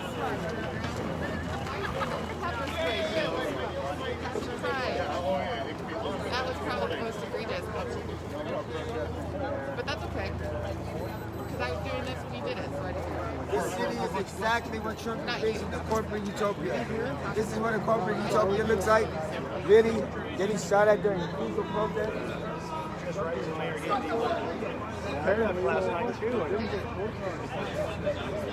yeah, I thought you know. That's how it is. Hey, it don't matter. We can still link up in Westlake.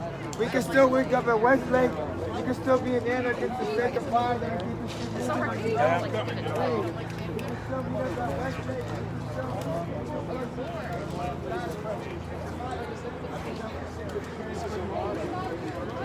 Omari's giving a couple interviews right now. He'll be back shortly.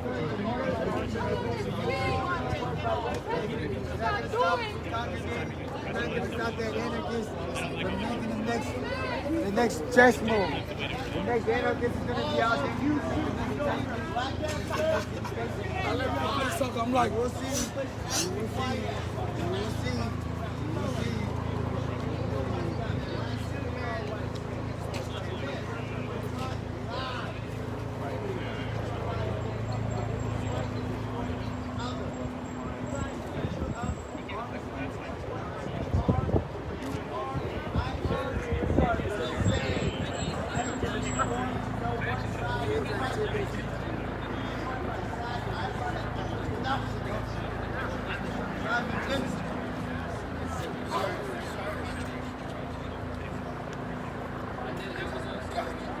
Guys, see, my weapon is hanging from me right here.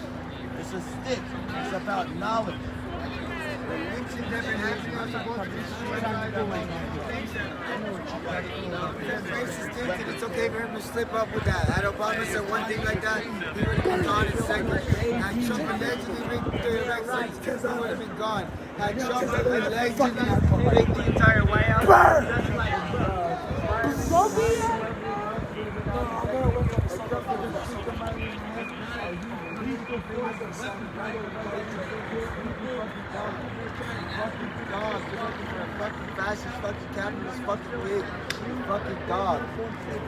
Got S-Dot finally showing up on scene here about 6:30. This is the first we've seen of S-Dot. Let's occupy that shit.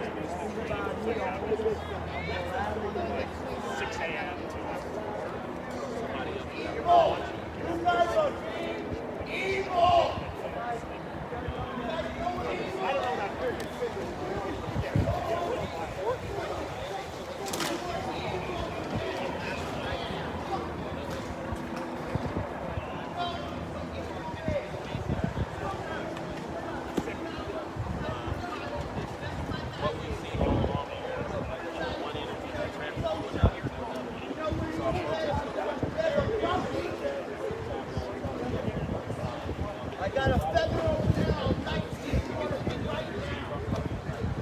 Drop your badge for me.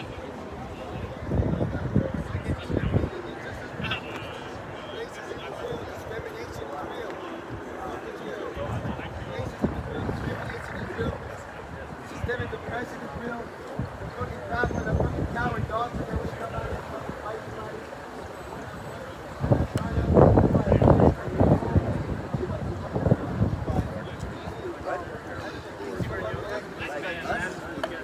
Most I've done was have what? 2 years, but 3? The most Nazis, they're pressing us all out. What are you talking about? Get informed. I know afternoon. That's my car right there. They broke into my car. They're breaking into it right now. Close my fucking door. Get out of my car. You're not above the fucking Constitution. You're breaking the law. Let's go to the start. You're gonna take out the honey fucking sweet hard-working dog? Don't come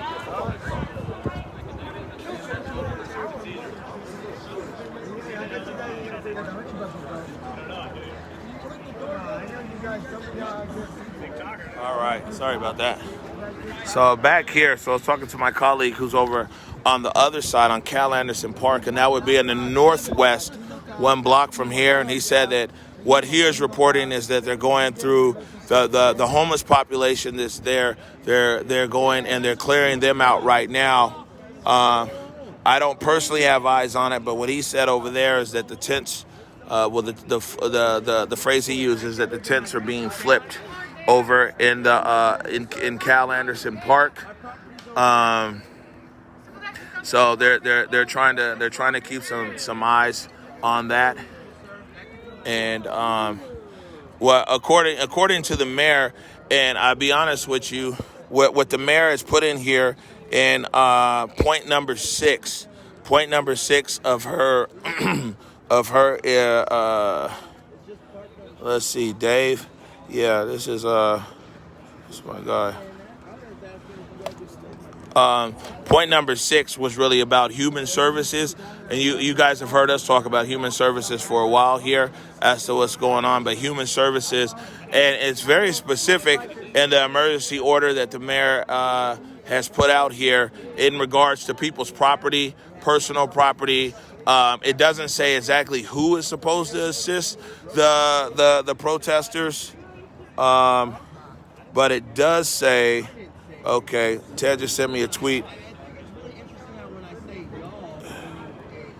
All right, so now the Seattle Police Department, 4 minutes ago, the Seattle Police Department have put out a tweet right here. It says that the Seattle Police Department is investigating several vehicles circling the area of today's operation. Police have observed individuals in vehicles with firearms and armor. The vehicles also appear to be operating without visible license plates. So, I mean, again, the saga continues. That's from the Seattle Police Department Twitter that was put up about 5 minutes ago. It says officers are investigating several vehicles circling the area of today's operation. Police have observed individuals in vehicles with firearms/armor. The vehicles appear to be operating without visible license plates. So that's that right there. And if we go back to this human services issue, and if anybody, let me see if Eric can get a stream going on his page from the roof.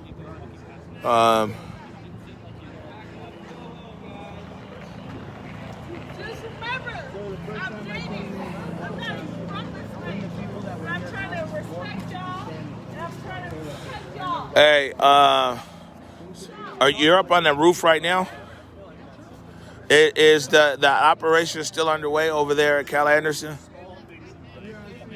All right, and so what's occurring? Or is it officers going through the park, or is it human services going through the park? It's the police. All right. Tell them to keep that drone up. And so if you have to bring the... Oh, my God. Are you serious? All right, bye.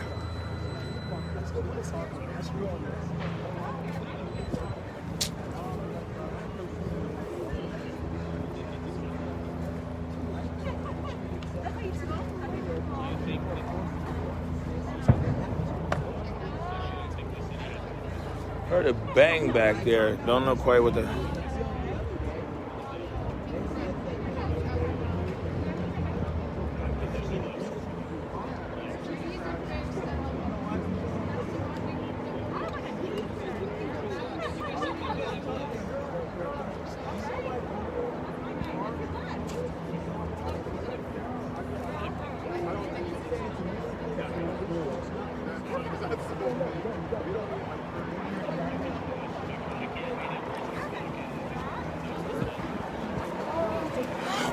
All right, so what Eric is reporting over at Cal Anderson is that the police are there as well on the ground in Cal Anderson, and they're going through the tented area at this point. Now, what's not clear, and there's a lot of people who want to follow this up. Thank you to my man Matt. All right, so he said 2-Clip Rick is over in the park. So, according to the mayor's proclamation, it says that all reasonable efforts will be made by city departments to assist individuals in accessing necessary services, shelter, or transportation, and in packing or storing any personal property, including tents. The city shall take reasonable steps to separate personal property material that is not personal property material, provided the segregation does not pose a danger to the individual segregating the property from the other material. So we'll see how that part actually plays out over there. And that there is a homeless population or unhoused tented population that's over here, and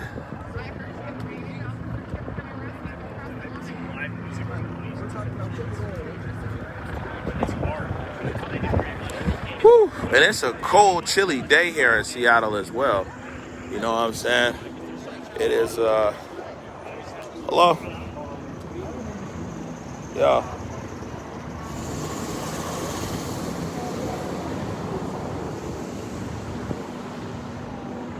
All right, so the park is clear now? Okay. 2-Clip Rick? All right, yeah, just go ahead and do that. Keep me updated if anything's over there at the park. All right, thanks. So what Eric Calligraphy is reporting right now is he said that the Seattle Police Department is, for the most part, cleared through the park.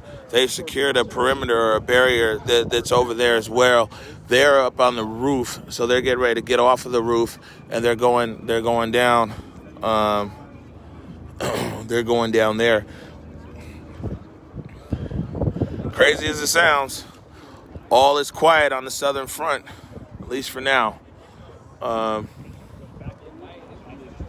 SPD says that they're now looking or investigating people who might be driving around the perimeter that have weapons and body armor and no license plate. And so, these are this is there's always something here.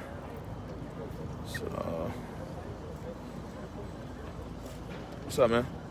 I was just listening because I didn't understand what's going on. Yeah, well, the police came in, they pushed everybody out. They pushed them out. Right, so this is the Black Lives Matter movement, and you're the one that would speak, right? No, I'm just a reporter, sir. So I'm just reporting on what I see.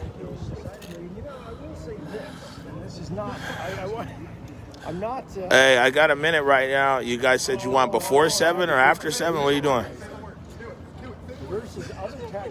All right. I mean, if he can patch me right now, then I can take it right now. All right. So getting ready to go live now with Cairo 7 here in Seattle. We've done a few lives. We were at King 5 and Como 1000 here earlier. So we're going to go with...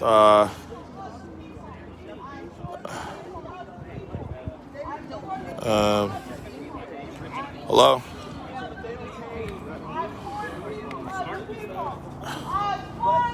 Okay, thank you. And who? Colleen? Okay, thank you. Yep. I'm just on for 60 seconds. Can you hold this right here with Cairo? Thanks. I'm going to stand to your right because that's where the mic is. So as for us, I'm just getting ready to go on an interview here with Cairo 7, and I'll come back. We have some more information. Or Cairo FM. What was Cairo? It used to be 710. Remember back in the AM days? It was 710 Cairo. But it's Dave Ross over at Cairo Radio. That's Kiro, by the way.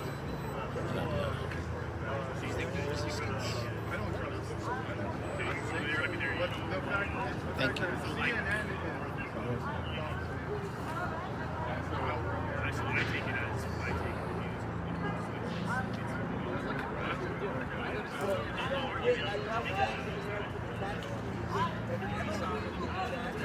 Yeah. So we want to do, when we get a hearing. That's all you gotta say.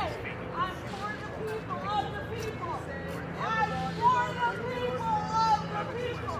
That's all you gotta say. I'm for the people, of What time it is? 6:48 p.m. So maybe you've been live. I've been live for less than an hour, probably, or maybe about an hour. And it was as I heard described, it took about 15 minutes to clear this out. Do you know how many arrests there were? Looked like 2, maybe. Just 2? I don't know if they've been arrested. 13 earlier. 14? 13. That's we didn't see 13 people arrested. No? Not on our stream. Okay. We saw. If I had to. Okay, he's saying 2. Omari says he saw 2. 2 arrests. Well, I mean, I've seen that happen before. But today I'll be honest with you. Just some background here. We got a lot of chatter over the evening that there was going to be a police activity, and that's even why I didn't do a stream last night. Kind of tried to get my rest. And in the 4 o'clock hour, we heard on the police scanner that there was a convoy. They asked everybody to stay in a convoy at 4:30 in the morning here in Seattle. They could only be going one place. Came outside to 12th Avenue. The police were assembled right there in front of the 12th Avenue Arts building to the north of the precinct. And then on Pine on 11th, they gave that order to disperse, as you heard right there. And as we've seen many times before here in covering protests, the bicycle officers out in front, the Seattle Police Department pushed through 5 feet at a time. It took them maybe 20 minutes. They met very minimal resistance. We personally on our stream saw about 2 people be detained, possibly arrested. It appeared to be a discharge from a rubber bullet. I can't confirm it right now, but that's what it appeared to be. We heard something. We saw some smoke. And then there was one officer who used mace or pepper spray, and it looks like subduing someone who didn't want to move back. But for the most part, this department retook the East Precinct here in about 15-20 minutes.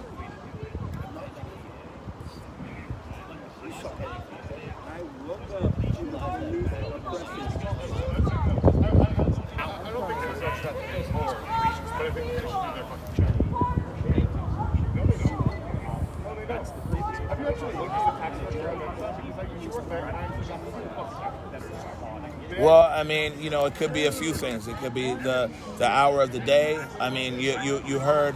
I mean, you could probably hear it on the stream early on. You hear the call telling people, wake up, wake up, wake up. And I mean, to be honest with you, I mean, we're just the small media guys out here. If we're hearing the chatter, and if we hear these things, I'm sure that other people over here in the shop very well might as well have been on the scanner and just might have felt that today wasn't their day to make the stand that a lot of people said that they were going to make. And we didn't see that. But another thing that I just want to mention for people to keep their eyes on is there's also an action going on over there at Cal Anderson Park. I see that in Mayor Durkin's executive, the order this morning at 2 a.m., what she talked about is human services and storage of tents and property and all those kind of things. And so there's a whole nother action that's occurred over there. We have one of our guys on the ground. Can't really confirm a lot at the moment, but we do know the Seattle Police Department as well swept through the park in Cal Anderson and the grassy area by the fountains.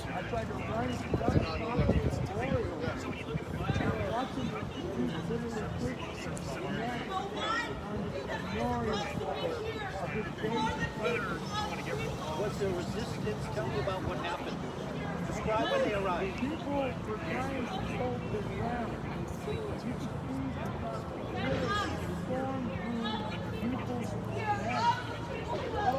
That's started.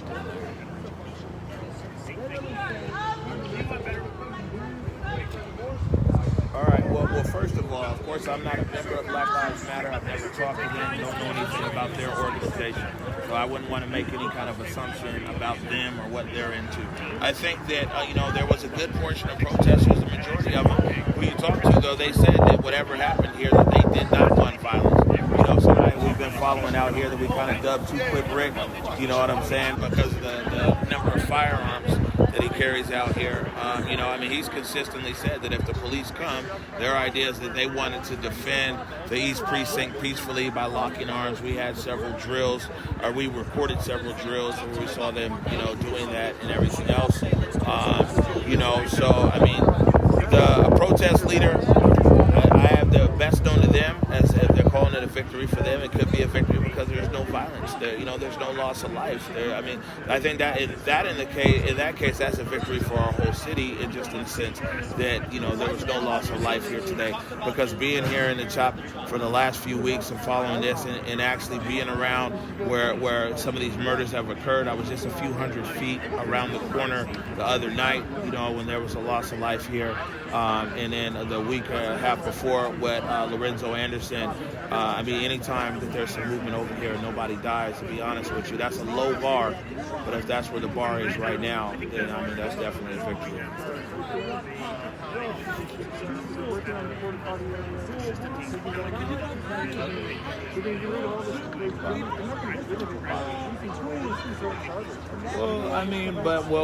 What's happened now is there's now actually a focal point. What we saw, and we'll see what the protesters are thinking, and this very well might reconstitute the protests in Seattle. You got to remember that the actual focal point of protests here in Seattle fell apart when the Seattle Police Department vacated the East Precinct. You find in other cities in America, protests continue because there is that visible, focal point of police. Now that the police have returned to the East Precinct, we'll see if they keep these barricades. And once again, we've gone from one barricade to another. It was the CHOP barricade, and now there's currently a barricade of Seattle police bikes here. Whether this action brings protesters back and energizes their efforts, because now they have literally a face and a name to be able to focus their protest on. Another thing is that we think about is that the West Precinct has really become a hotspot for protesters. Oftentimes there's two marches there every day. Very well, Capitol Hill's issue very well might become South Lake Union's issue in the coming week.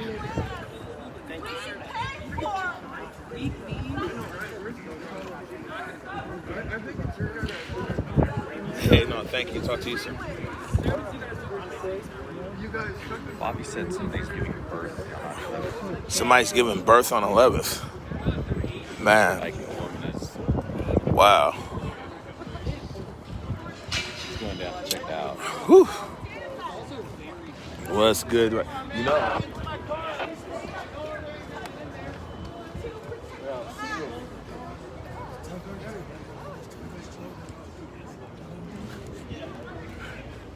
But yeah, that's it.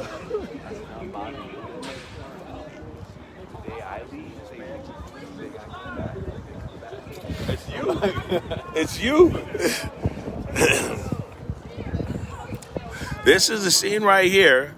You know what I'm saying? And we don't know exactly what Seattle Police Department don't know what their plan is per se here at the moment, but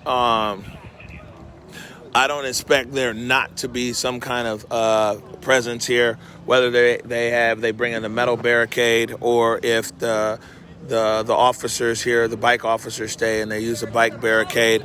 But I'm not expecting the Seattle Police Department to give up this space here. And we'll have to see is actually what's going to happen. What we're going to do is we're going to walk down one block.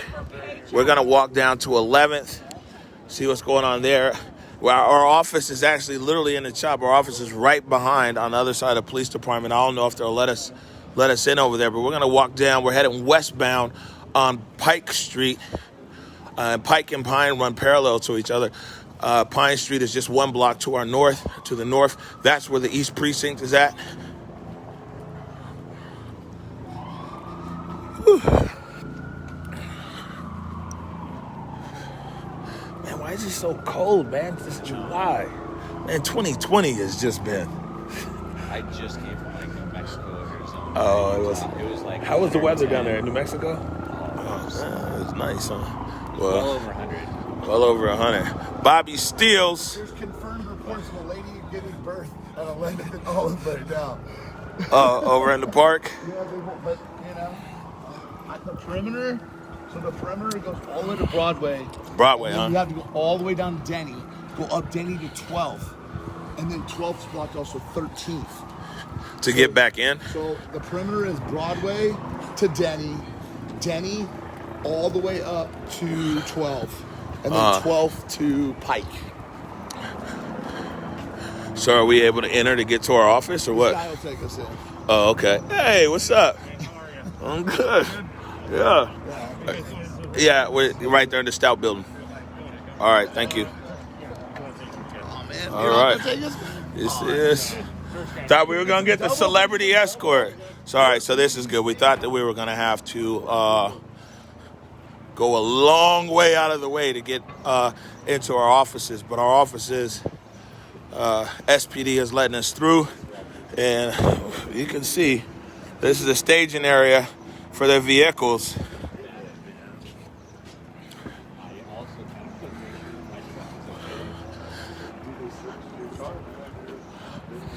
Yeah, hey, look, your truck is in the middle of the action, huh? Some was telling me though, but some was telling you though not to keep it around the corner. Some was telling you though, it's like, man, you better move your car. I should. Last time you guys before the protest, when you guys let their kids came down, they let me back. You ain't getting out. And I know police officers. Look at this. So I can guarantee you this is probably a view that nobody else is giving you right now. Maybe though. There's people up on the roof. But that's Cal Anderson Park. There's a park right there. And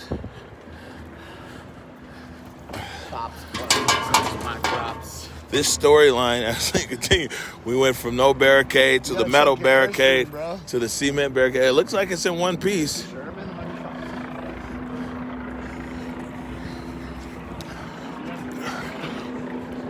Yeah, no, we're going our doors right here. Look at these guys. So they're coming out. Looks like they're inspecting the precinct. Lots of tents.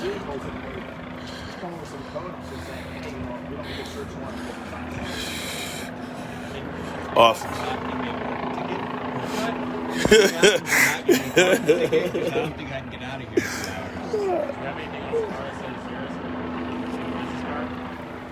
So we're back here. I'm just saying, you have a business card, like, nothing's coming out of it right now. Yes. So if you have a business card, you can put on a windshield that says, I live at this address. So that was the sheriff right there. The sheriff vehicle. Write something on some paper. So, woo!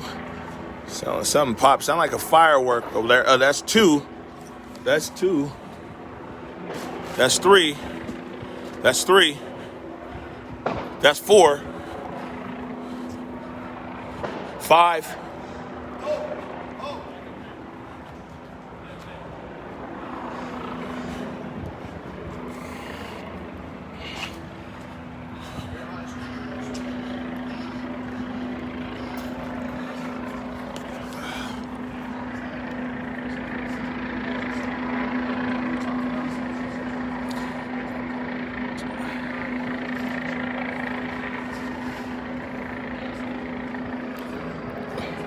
We heard 5 pops.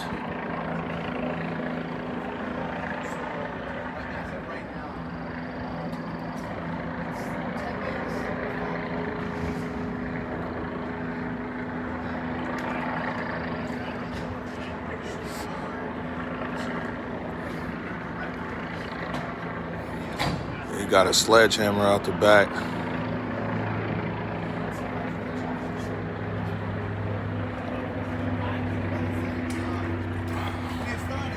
So this is human services, maybe. Dismantling tents. What's it say there on the back?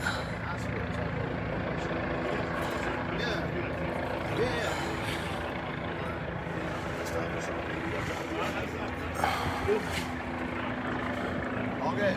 All good.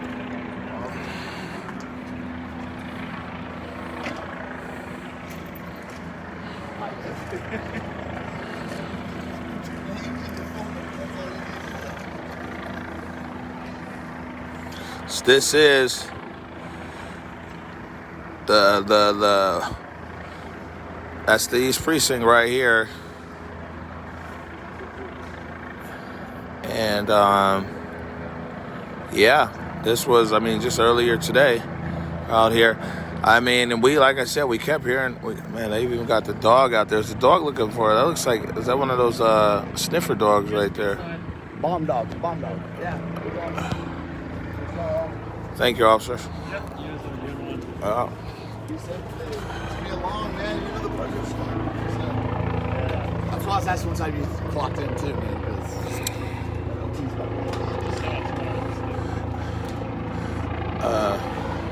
So we're just gonna right there. Thank you. And so what we did get is, I think we're probably the only media company that was able to secure a location literally inside the chop. I mean, this is the barricades right here. So we did get permission from the Seattle Police Department to re-enter the area and come back to our offices. That's the East Precinct right there. So a lot of people are like, man, you guys are always on the scene. It's literally because we're always on the scene.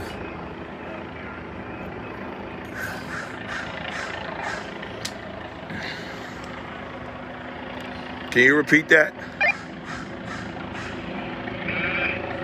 Airbender and Big Bob John are in the building.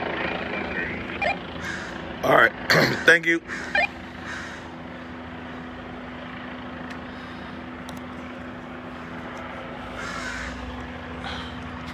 So when we saw it this morning, I mean, it's at the beginning of this stream. When we saw it this morning, man, it was.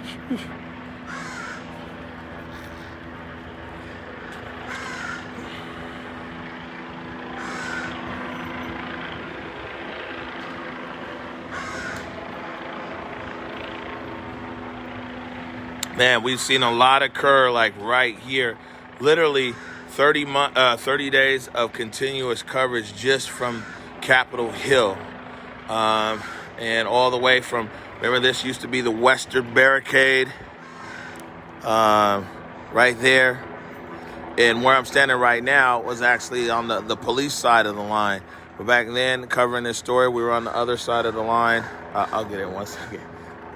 We're on the other side of the line. I want to be able to zoom in right here to Broadway. See if I can get the shot. They'd asked us not to go out into the street. That's Broadway right there. You see a line of officers across Broadway. And so we zoom back out. Some movement here on the ground. I mean, it's a massive effort. I see now why when we very first saw the officers that came to retake the precinct, when we very first saw those officers, it was like, well, the reports that we were hearing were reports that, you know, that there's a big law enforcement presence that's here from out of town. And from whether it be state police, of course we see King County Sheriff is here with their resources and everything else. But it appears that the perimeter that they've put around this area is very big.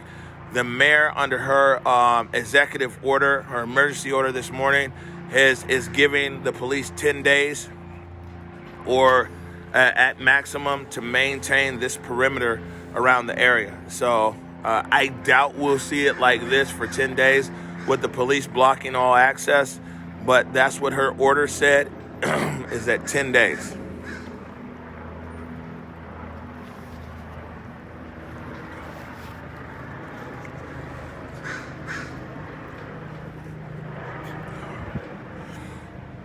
One thing that I can say that occurred, good to see you, Eric. I'm glad you're good, man. Man, we got that drone footage. Mm. Let's not talk about that. That's crazy. We've been talking about that. Yeah. The whatchamacallit. How y'all doing, man? The flip over, man. It's all right. It got. So it's like, you can kind of tell the posture with SPD, especially after all the protest stuff. And once the bikes came in, because remember, they didn't have the bikes in the beginning. Yeah. So you just didn't know what to expect. But once the bikes came in, because we're so used to like covering this, and you know how the bikes operate. You know what I'm saying? Move back 5 feet, 10 feet. So once the bikes came in, it was more like, okay, I think I can see where this is going. But before the bikes came in, and a guy was up there in the front, and I'll be honest with you, I just tried to stay away from people who was in the mix, because, you know what I'm saying, you just never know how that goes. But once they started moving back like the first 20 feet, then it became like the action became predictable. You know what I'm saying? The action became predictable kind of by the police, and they literally just moved everybody out 10 feet at a time. And I thought that it was going to be... It was hairy out there. Everybody got jokes, huh? You see this? Bobby Steele's trying to make fun of me, man. It was, the cops were there, and the opposition, the protesters, they were holding their ground, and they got pushed back 5 feet at a time. I mean, that's what happened. People like detail. You see what I'm saying? People want to know. It's like, man, because it's like, somebody could be like, yeah, guys ran this way, that way. No, it was an incremental process going through the precinct. But they, what wasn't torn down through the walkthrough, now we see that there's a dismantling over here. And somebody said in a comment, like, man, they're touching this stuff with no gloves. And yeah, I've seen the comments are going by real fast, but that's definitely something I was concerned about too.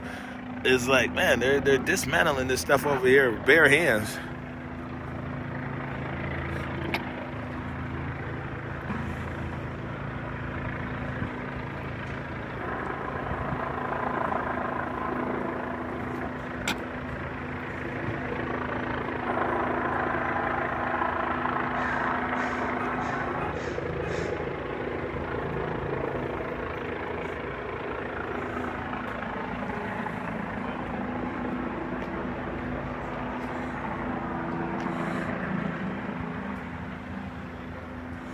That is the East Precinct that we're looking at. We're looking in an easterly direction. This would be the northern wall, and that's the back alley right there.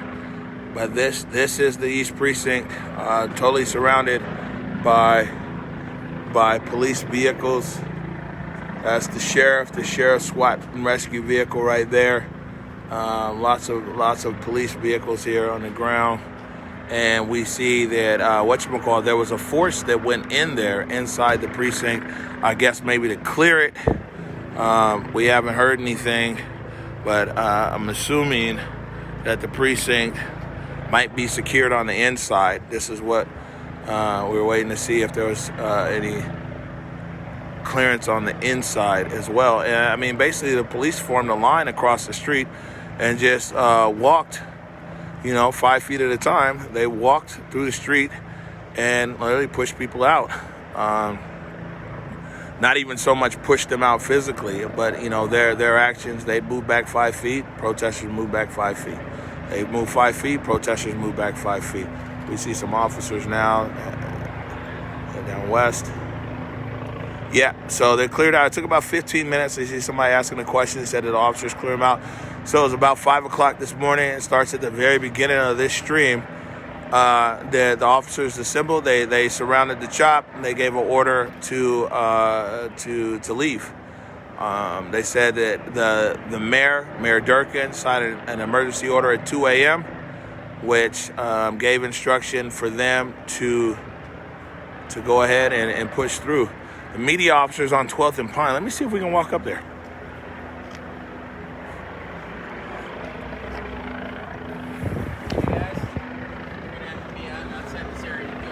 That's our office right there. go back inside there. Oh, okay. So, Yeah. I just, So if I could 13th just and get Pine one is the sentence press. out. They said that the media officer was right there on 12th and Pine. That's why I was 13th walking. and Pine. Can I walk up one block? I mean, this is 12th and Pine right here. I'm not trying to be difficult. You know, I've just been covering we it. just have that area secured, so you can go around. You can go up around that. Well, I can't go that way. That's the alley there. You can go down to 11th and around. 11th and around.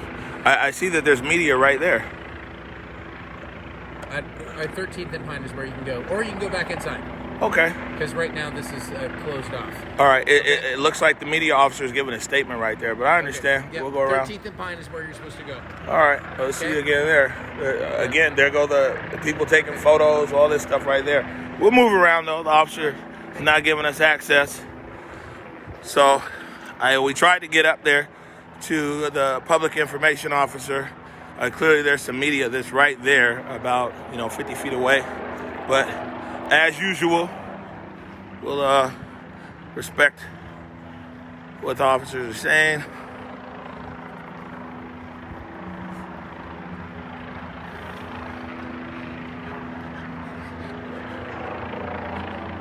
So he instructed us to walk around.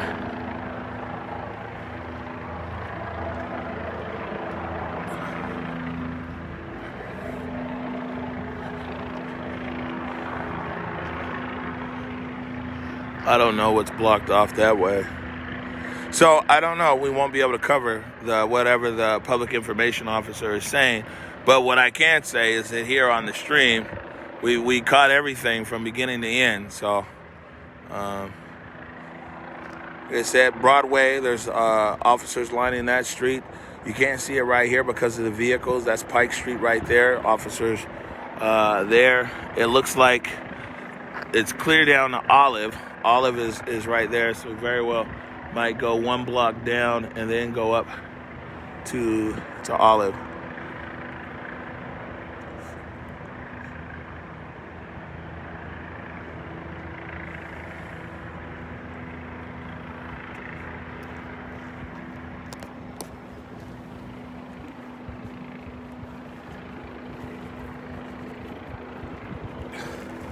At least I can take this off. Bobby Stills brought this out to me earlier when I had the spray out. He brought me a mask and goggles. I know a lot of you guys have been on this stream for a while. It was a lot of times, man. We were caught out here unprotected. Ate a lot of that tear gas and stuff like that. There goes the chief right there. Sometimes you hang out long enough. Forget the public information officer. There's Chief Best. Good morning, Chief. Well, I'm all right. Every time I think I'm gonna get to sleep in, Chief, I don't ever get to sleep in. I mean, we had a feeling. We heard a lot of chatter, as you could imagine. We heard a lot of chatter that something was gonna happen today, and then we heard on the radio that there was a convoy at 4-something this morning, and there's not gonna be a convoy to anywhere else but right here at 4 a.m. And when we got out here is when we saw your officers there had a line in front of the 12th Avenue Arts building and this building right here. Right, that's right. Well, as you know, you've been out here day in and day out, following all of this and reporting on all the issues out here. Too much crime, too much violence. We had to do something. It was time to act. It has gone on far too long.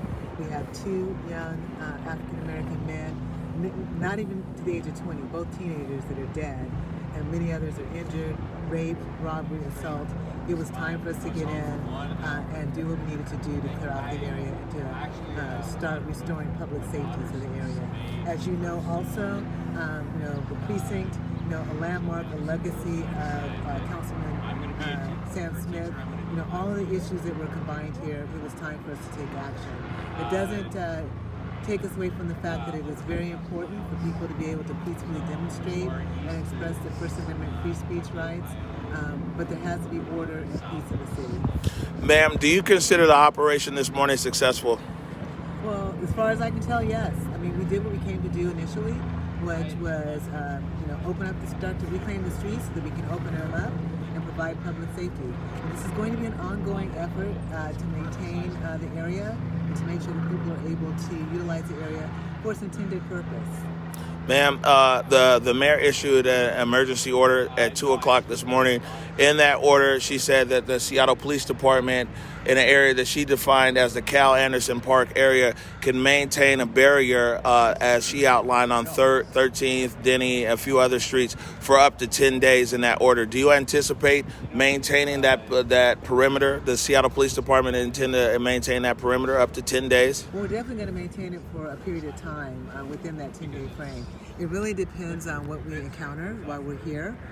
But as you can see, you've been here, you look around, there's going to be a lot of work that's going to take to clean up the area. I think that a number of folks are looking forward to being able to drive in and out of the area. And for me personally, I just want to make sure that we're able to respond to calls for service and to provide the service we're supposed to and have public safety. I don't want another person shot or killed because we weren't able to get in here and we let lawlessness, prevail in this area. Two quick questions, ma'am. Yes, One, how long? I saw the officers go in and it looked like they were securing the building, or sweeping the building, looking for people who might be in there. How long do you anticipate it's going to take to get the East Precinct back open and operational? Yeah, it's too early to tell. I don't know that information at this point. We're not going to rush. We're going to make sure that the area is secure, that officers are able to respond, that it's cleaned out, and workable for us. So, again, not rushing to it. Just want to make sure that we take care of what things are supposed to. Ma'am, the last question is, clearly the protesters that were here at the CHOP were pushed out this morning, but the protests in Seattle remain. Is the Seattle Police Department gonna create a protest zone for people for their who come here to protest peacefully? That's not our intention at all. The people in the city protest peacefully all the time. We have over 300 demonstrations and marches a year, about 75 of which we deploy officers. But this was not that.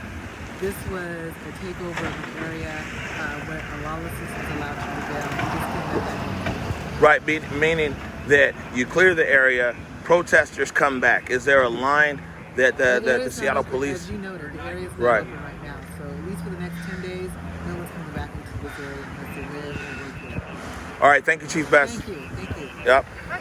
Just want to say I'm Amy. Nice to meet you. Nice to meet you too, Amy ma'am. here, Wolf. Thank you, ma'am. Yep. So, in an odd change of events, you guys saw it right there live on the stream. I was trying to actually go up the hill to talk to the public information officer. One of the officers here at the East Precinct told me to walk around. I walked down and bumped right into Chief Best. And so we literally heard it right there from the chief's mouth as far as the Seattle Police Department's position. And that was wild. I didn't expect to bump into the chief. Jeez. Right. Hey, world, I'm taking a picture of you. There you are. This guy.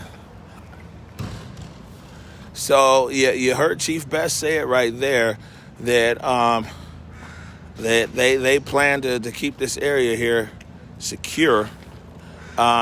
She's saying that thus far, this operation to clear out the CHOP area has been successful thus far. She said that it's too soon to tell. It's too soon to tell when the East Precinct might be open again and operational. So we'll wait to hear that. What are you saying here? Somebody just had an interesting comment. There we go. This is King 5. Those are my guys, though. Yeah, it's a big operation underway here, not only by the Seattle Police Department, but also by, almost every department in the city that has direct interaction here with the public. You got Human Services on the ground. You've got Parks Department on the ground. You've got SDOT, which is Seattle Department of Transportation, on the ground. You have Seattle Public Utilities, SPU, on the ground. A lot of these are names that you guys have heard before. Something interesting here is especially you guys that have been on this stream now for weeks as we've covered these protests, was this memorial wall candlelight vigil.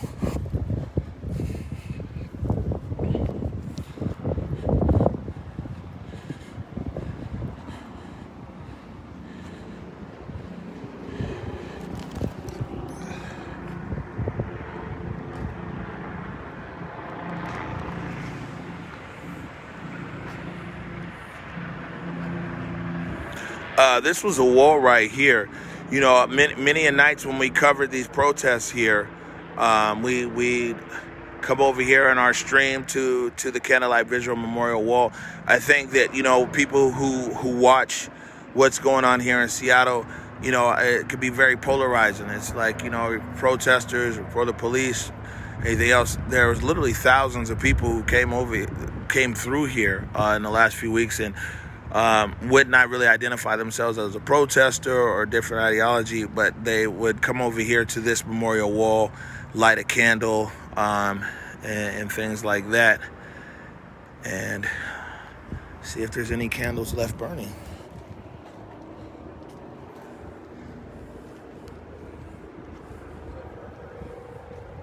Looks like there's two candles remain.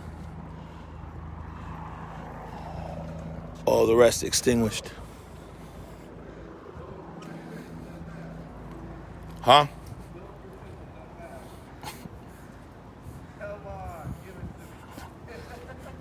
I'll give you this mask. Somebody can take it back inside.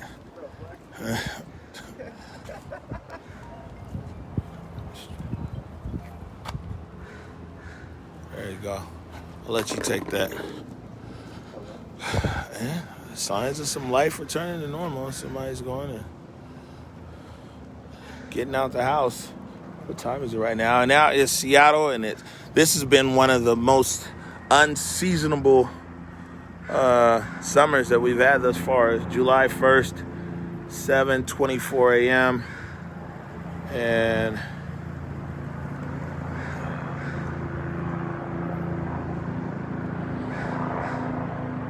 I missed that. Sorry, Karen.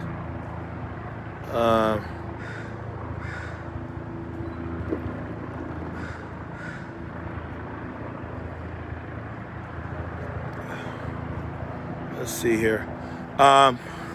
There's Deputy Chief Diaz right there.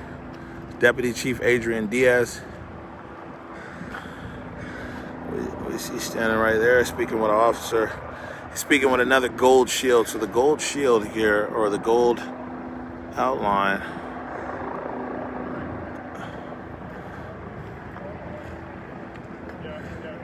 Deputy Chief, how are you? I'm all right. So far, so good out here for you guys? Getting it cleaned up, huh? Okay. All right.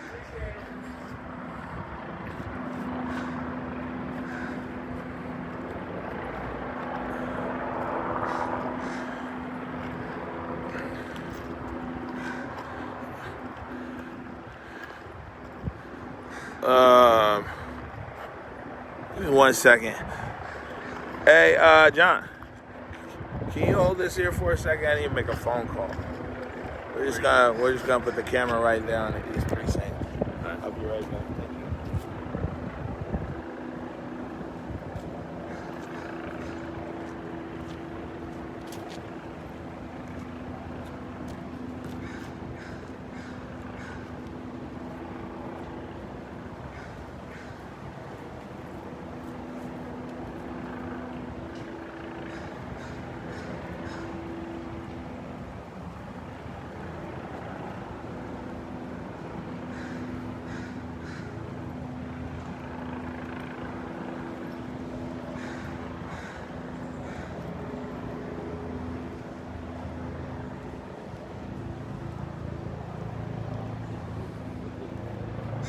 He's on the phone.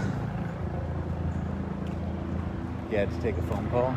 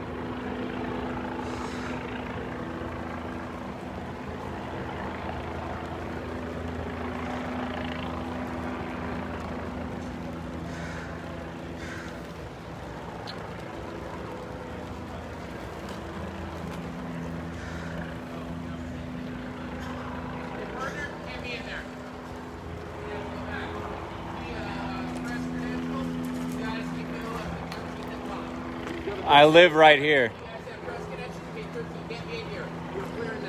Oh. Okay. Cannot be in there. Okay?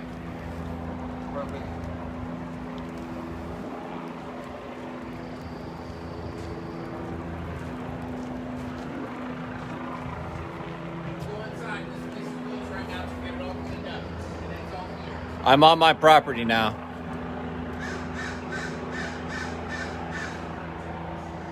Oh. Oh.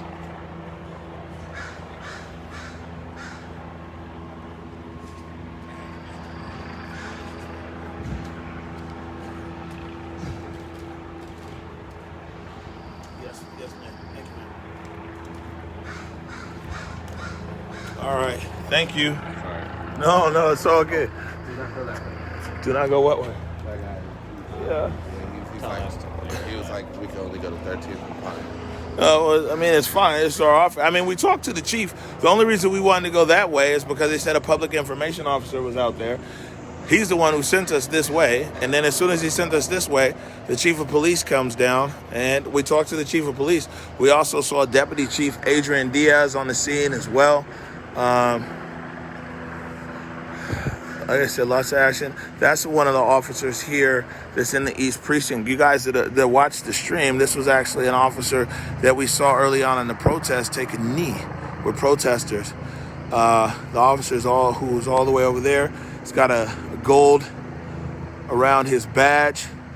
Right there, he's one of the officers that, if you guys saw the stream weeks ago when the Western Barricade was still here, he was one that actually, like I said, had taken a knee with protesters.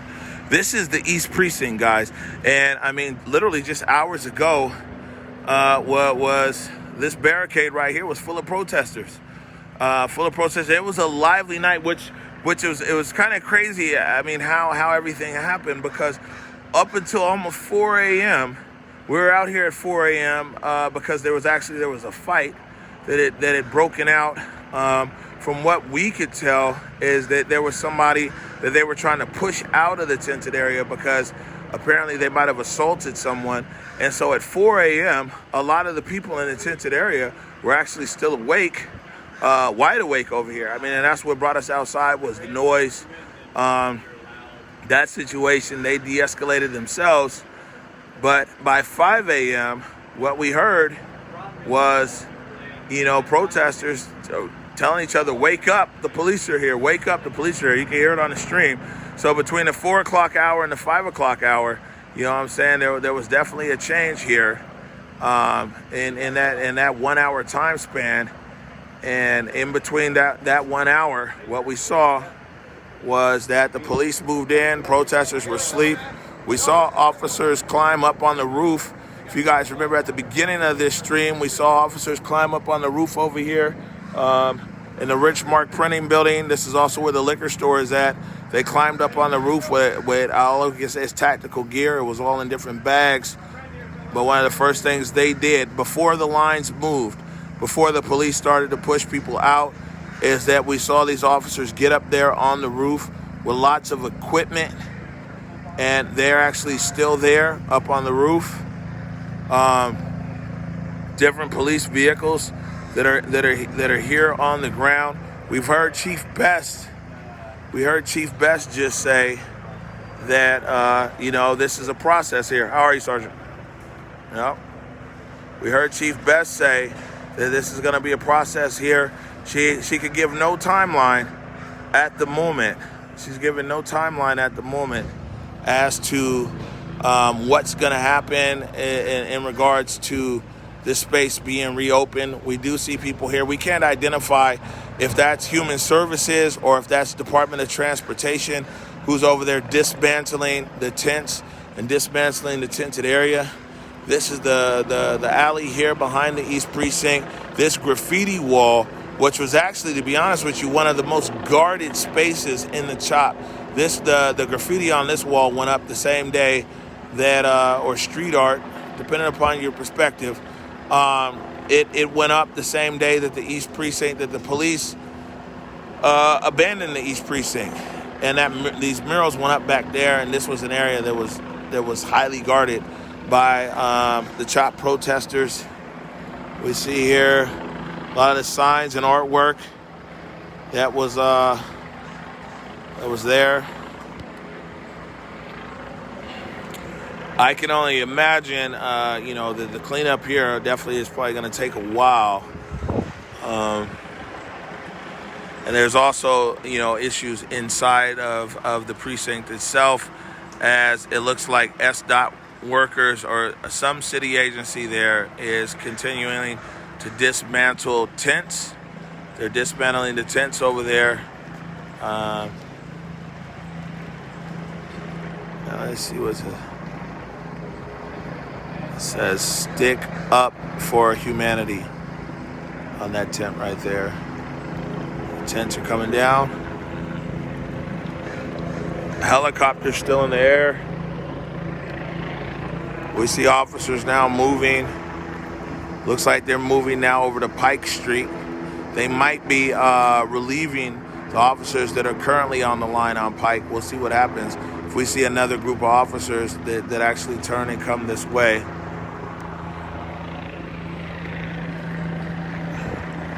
So officer there, like I said, you can tell by the gold outlined right there, the gold around the badge.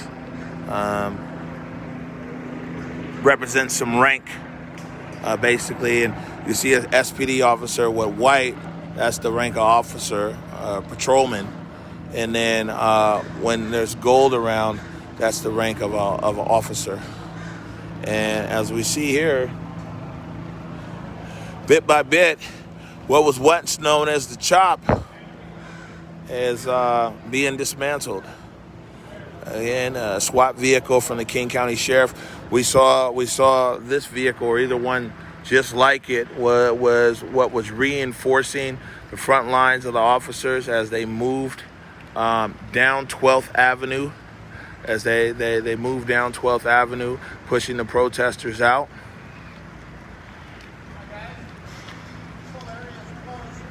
That's our office right there. That's our office right there. All right. I mean, we'll definitely go to our doorway. Before the protest, can we talk to you after the protest? Sir, We're we talked to him before the protest. We had the barricade up, and I was just wondering if we could speak to him after. Yeah, we're just asking to speak. Yeah, we're going to go to the door. What's up? I'm all right. You consider it successful today so far? Any injuries to your officers? Not that I know of. Any injuries reported at protesters that you know of? Okay. Another question.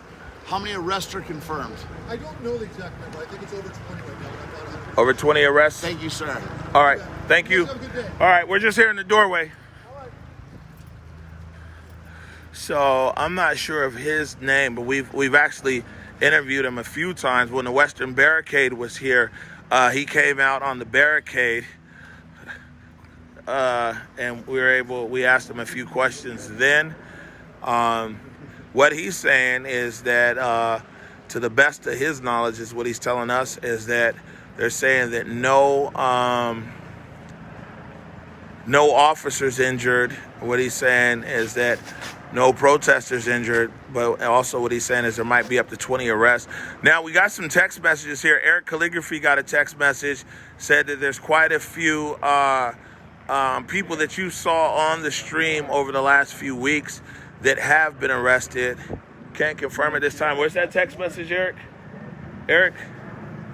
That message you had, the message you had with arrest? Yeah. What did it say? Shy, Angelica, and So when it say Shy, I mean like Shyla? Yes, Boots.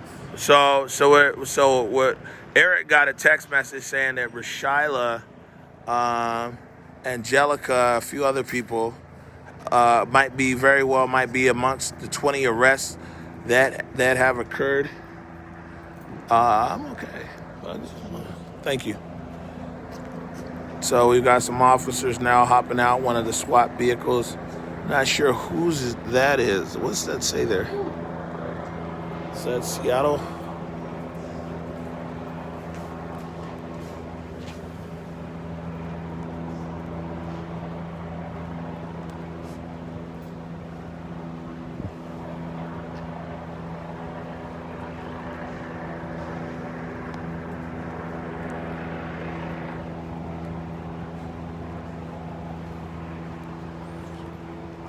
the protesters with Shyla is what Eric got a text, and Angelica. Now, early on in the police action this morning, we saw both of them all the way up until at least the middle, when the police had pushed to the middle of the precinct, down 12th Avenue. Didn't see them on Pike, so they very well might have gotten arrested on the push through the chop. Can't confirm that at this time, but we did hear the officer there saying that they've got about 20 arrests. We personally saw a few. We were on the right side of the street, or that'd be the western side of 12th Avenue, to the, I guess you would say, on the outside of the barricade side. And there were a lot of protesters who, of course, were on the east side of the street, and that's the side that's closest there to the precinct and inside the barricade. And we did not have a purview inside of there as to any arrest that might have taken place there. When we talked to a reporter from France earlier, he said that he had a report of 14 arrests. At the time, we'd only seen a few, but now talking to this officer, he's saying about 20 arrests.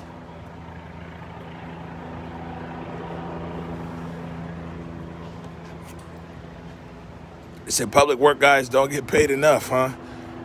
Especially if they don't have gloves over there.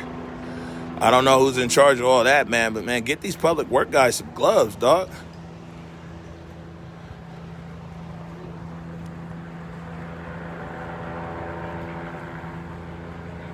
We see officers on the move on 11th Avenue, heading southbound, most likely over to Pike Street.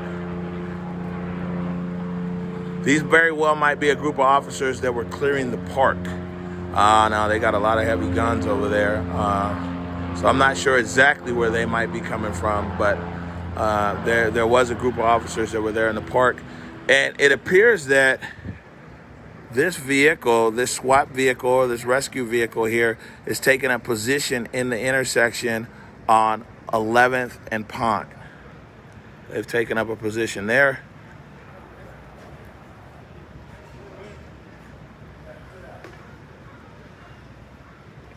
More officers, very well, these could be the officers that are coming from North Cal Anderson Park. They were there to the north, and this could be the group of officers that were actually clearing the park area. Like I said, it's a very big perimeter around here, Capitol Hill, and I mean, it goes from one barricade to another, and now this time it's the police who have the area here and perimeter. It's a very wide area from Broadway to what we understand is the 13th over the Denny and to Pike Street right now is kind of what we're seeing. Very, very, very big police presence. And actually a lot of the chatter that we got last night was coming out of different police agencies. So it's different police agencies that were saying that their officers were deploying to Seattle. So that was kind of the first heads up. But, you know, like we hear stuff all the time. We get people send us text messages. This group is coming there. That group's coming there. This and that. And so we get what we call chatter all the time. But and so, you know, we called it a night early over here. Usually, you know, you see me doing my evening walkthrough. We thought it was probably best to try to kind of rest up and see if it was actually going to be an early morning, and that's what occurred. Up about 4 a.m., and in the 4 o'clock hour on the police scanner, we heard that there was a convoy. They were telling the convoy to all stay in a single file line at 4:30 in the morning here in Seattle. You know, you don't have to be a mathematician to put it all together that a convoy at 4 o'clock in the morning is heading over here to the CHOP. As soon as we popped outside, that's when we saw the officers assembled. They were assembled there on Pine First, right out in front of the 12th Avenue Arts Building. And then after that, we saw the officers push up from, so there goes some more news media in here. We saw the officers push up and from Pine. So they started on 12th and then they pushed up. How are you? I'm all right.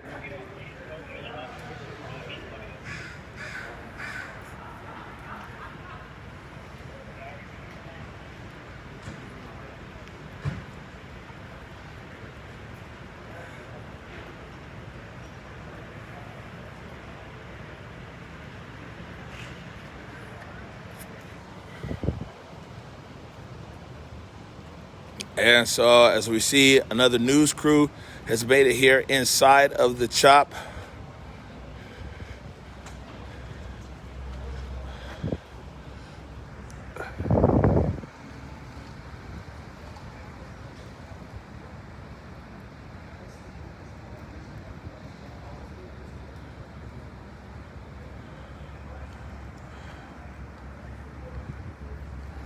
News crew making its way up Pine. Officers there.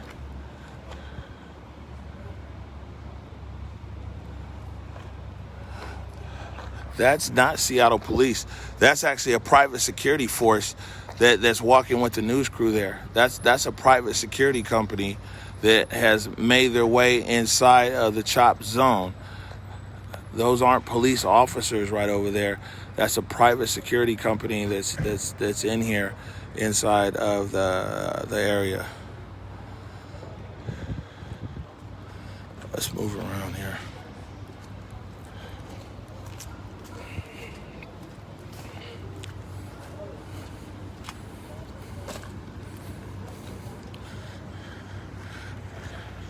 That's a private security firm.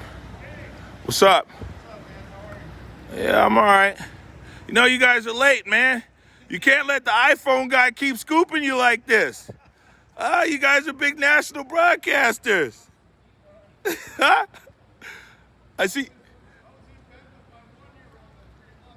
Well, that's a good reason, though. Just hit me up. I'm around. Yup.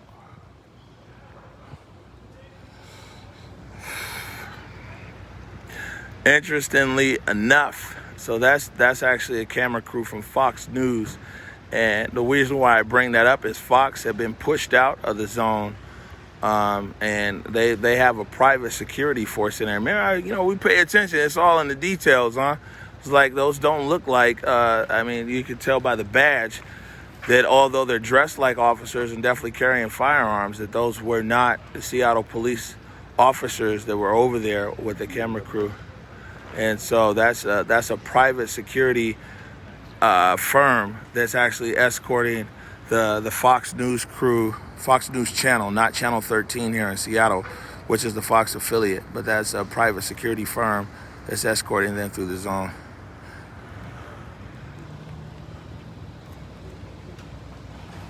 And so the SWAT vehicle that was once there over on 11th and Pine appears to be departing. We heard from Chief Best, though. I think that, and my question to her was, is there going to be, a protest area up here? She said that there didn't give a deadline, but she also referred back to what the mayor said about the 10 days that the police have here to be able to maintain that wide perimeter that we've been talking about, and that perimeter reaches from Broadway, which is there to the west. We're looking there to the west right there, over to Pike Street, over to 13th, and over to Denny. What's up? You all right? The stranger, yeah. With the stranger? Yeah. Hey, what's up, man? Good morning. How are you? I'm all right. You got your offices right here in the CHOP too, huh? I know. They finally just let me in. They just let you in? Okay. I'm excited to blog. There it is. Be safe out here, huh? So one of my colleagues there from The Stranger, which is another Seattle newspaper, and their office is also right here inside the CHOP, just one block away. A lot of you guys that were watching live streams might have saw those streams from The Stranger building. And so, again, this is the East Precinct, and not too long ago, this is, just literally hours ago, probably about 2 hours now. I'm not even sure what time it is, but this is where protesters were at.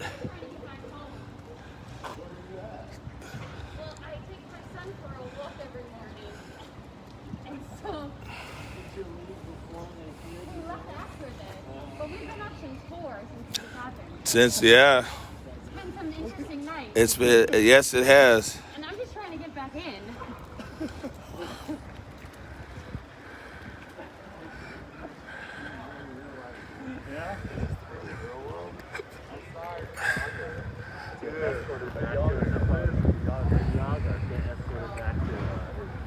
The really real world?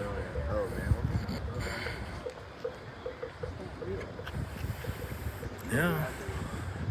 For people who might just be joining this stream, what we saw here this morning was just going into the 5 o'clock hour. The police assembled. Thank you. The police assembled first on 12th, right out in front of the 12th Avenue Arts Building. The 12th Avenue Arts Building. And, bro, you know, our office is right here. So, you know what I'm saying? Well, I mean, that's what I'm saying. That's our door right there. So all else fails, you can stand in the door. Thank you. Just letting you know. Oh, thank you. Yeah, that's our work office right there, and we're working media. So I mean, we're gonna, hold our ground in that sense. That, and we actually got escorted into the office. So it's now your office. This is the Stranger Satellite office. So thank you. If you guys want to go and block down the way to get second floor or third floor pics, let us know. All right, we'll do.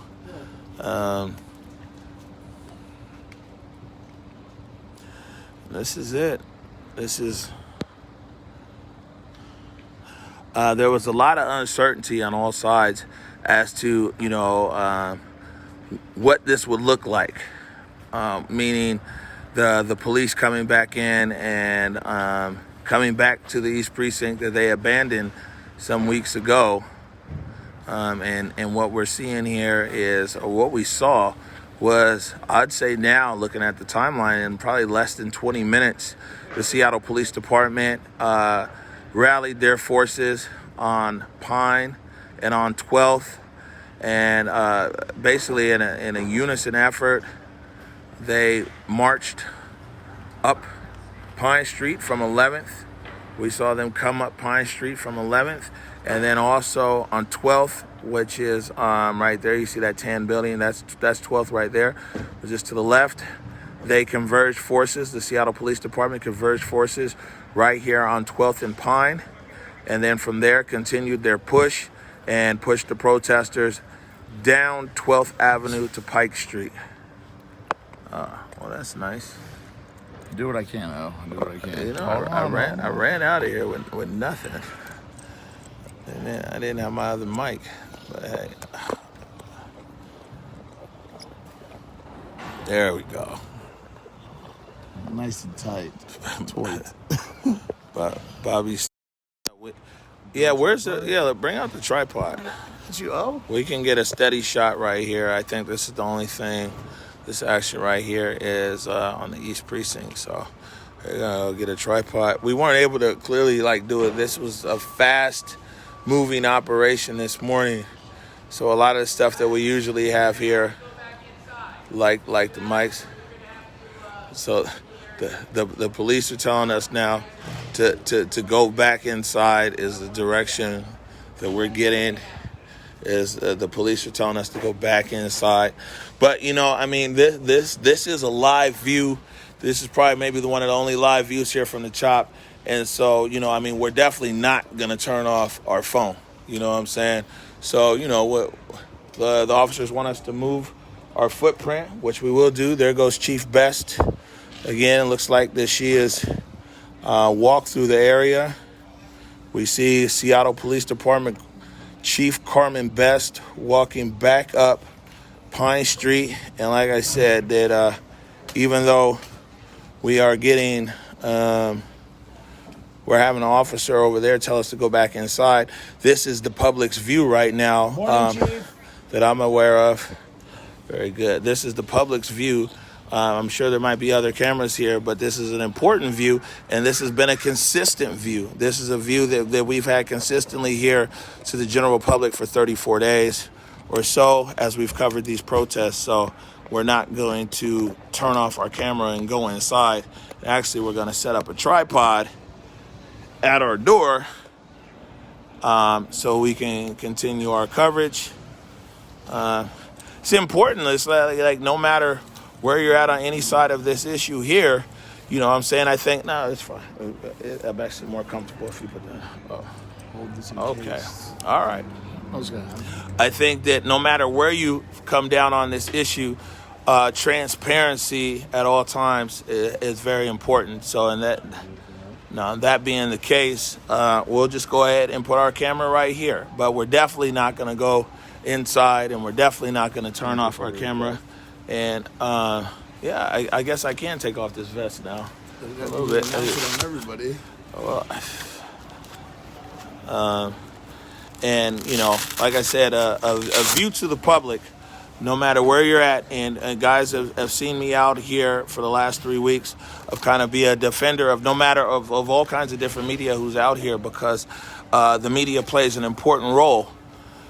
It's especially in situations like this. This is the public's eye as to what's happening, and that should never really be abridged. And we've tried to maintain that coverage for you, so you're able to see with your own eyes, make your own decisions on things. Of course, you always hear my commentary because I always have a lot to say, but a view is important. So. Y'all look good, but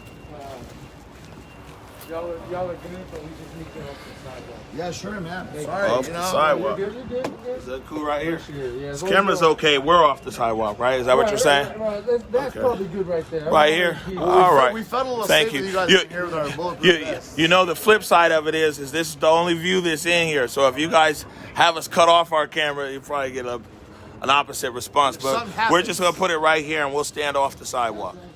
All right. No problem. Yeah, let me put this back on.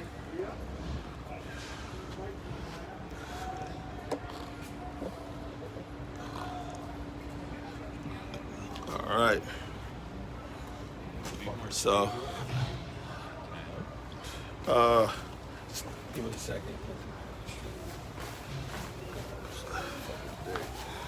So, what we'll do is, like I said, we're here to give the public a view as to, what's occurring. This whole thing has unfolded in public, to be honest with you, and we'll continue. We'll continue our stream here. I know that,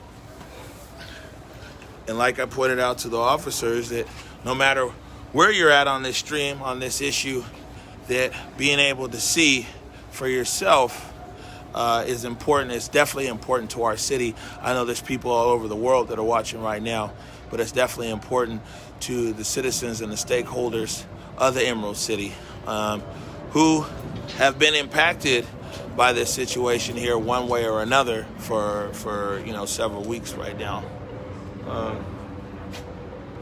Although we'll keep the camera pointed right here on the East Precinct behind us in a westerly direction on Pine Street. We see a lot of activity as far as officers that are moving back and forth on 11th Avenue in between Pine, Pike, and Olive. There's officers that still continue to leave the park, Cal Anderson Park, and move back and forth on 11th Avenue.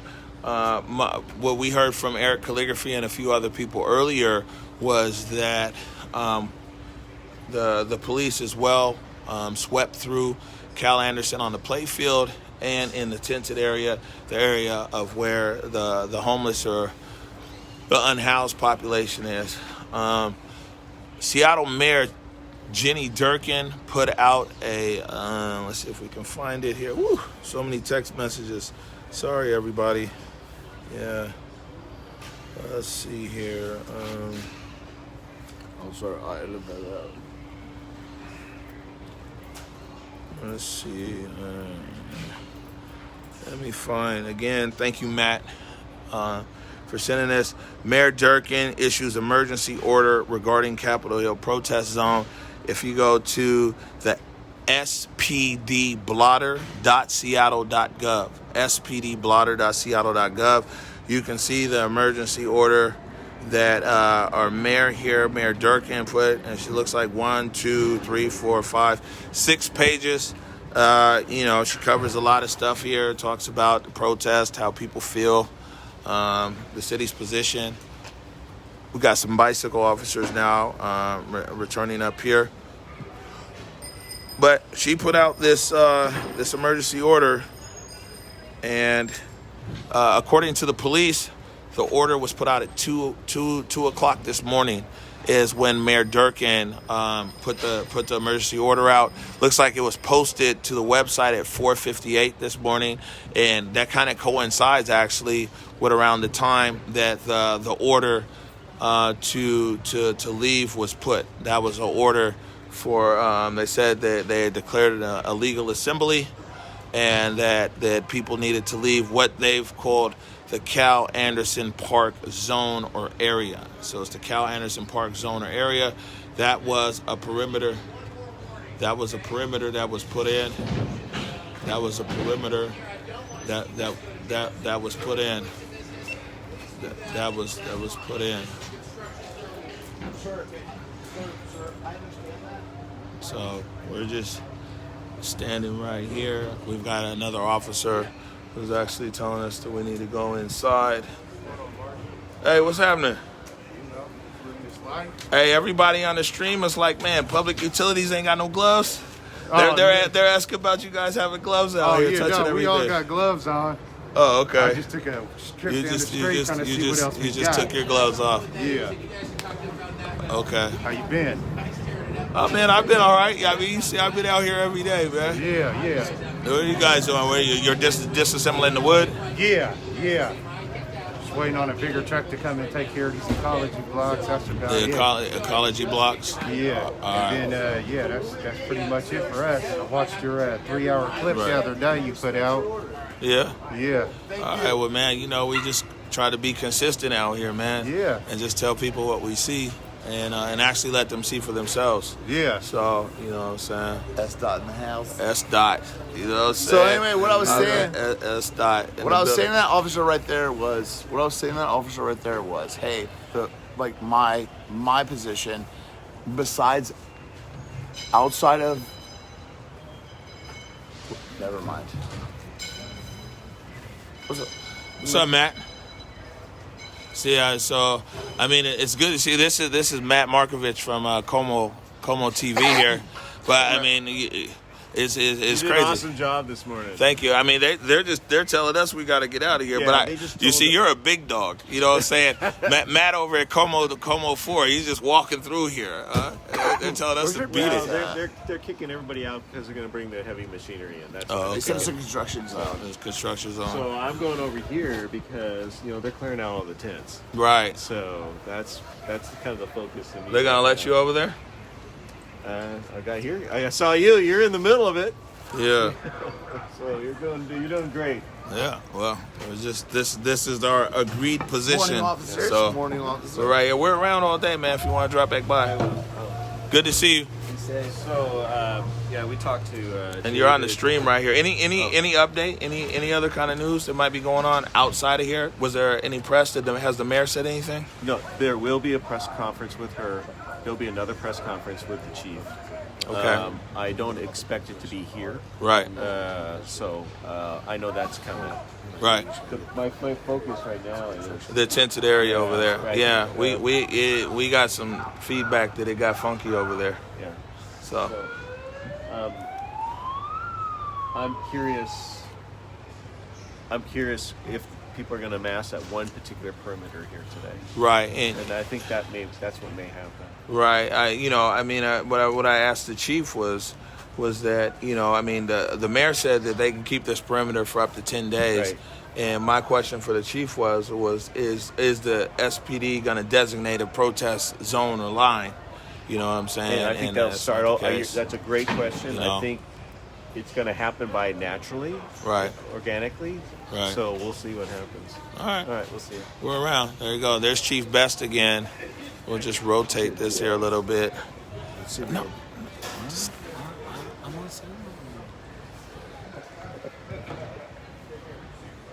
Chief Best and Chief Diaz. That's Deputy Chief Adrian Diaz right there. That's Seattle Police Chief Carmen Best.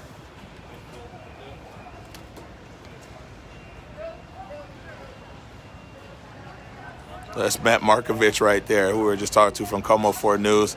Looks like he's trying to get a question in with Chief Best. Chief's continuing down.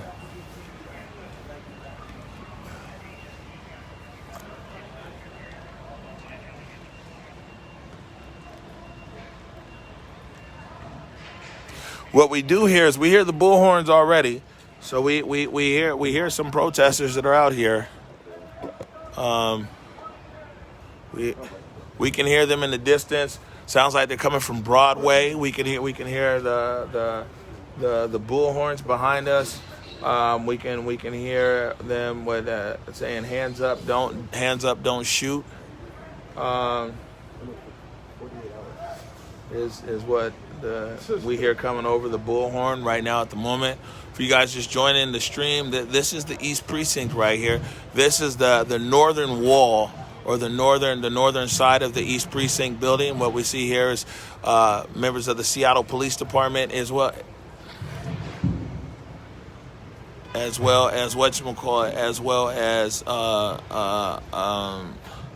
SDOT over there disassembling stuff. I'll be right back.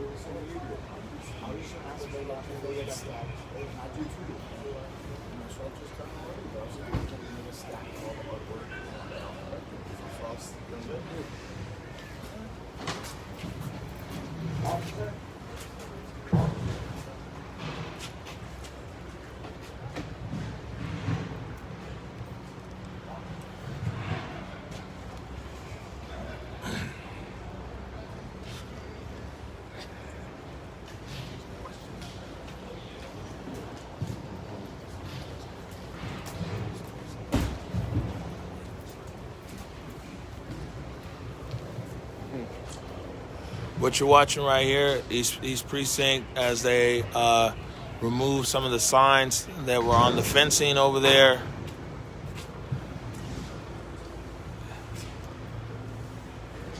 And it looks like they're pulling some of the fencing down off of the East Precinct. And to the left of the screen, you see SDOT, Seattle Department of Transportation, disassembling the wood coverings on what they call the ecology blocks. A lot of us just call it the cement barricades over there. Our understanding is that the heavy machinery is what they've referred to as it's on its way in, that being probably the bulldozers that will then pick up these ecology blocks to clear that area. And we see, like I said, officers are over there pulling the fencing off the wall themselves.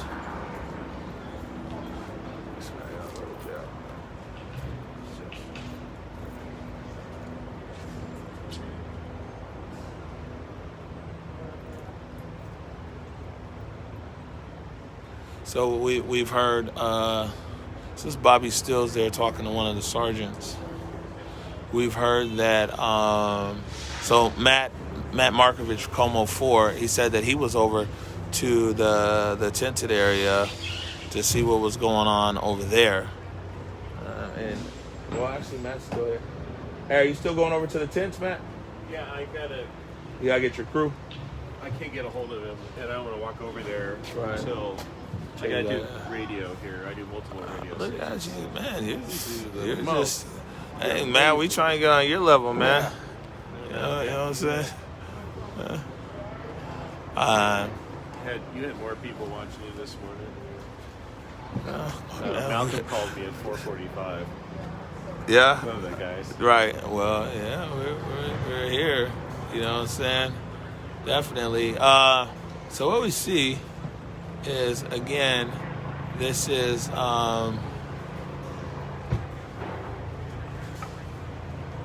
this Seattle Police Department right here. Let's see, we'll try to get a zoom. SPD basically ripping away the fencing that they're fencing. So a lot of people, if you're not, aware of things here at the CHOP, the fencing that they're actually removing is the fencing that the Seattle Police Department put in place. Some weeks ago when they abandoned the precinct. And of course, these what SDOT's calling the ecology blocks, or the cement barricades there. Hello?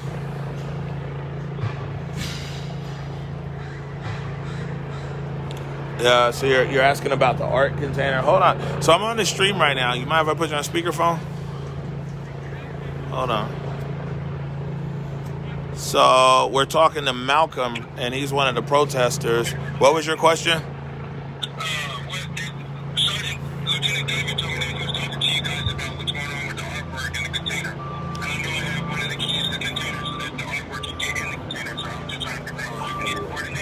I haven't talked to anybody from SDOT or the Seattle Police about any artwork that's down here. Now, I mean, because I'm over here and I do see SDOT over here, then if I see somebody, then why not? I can definitely ask.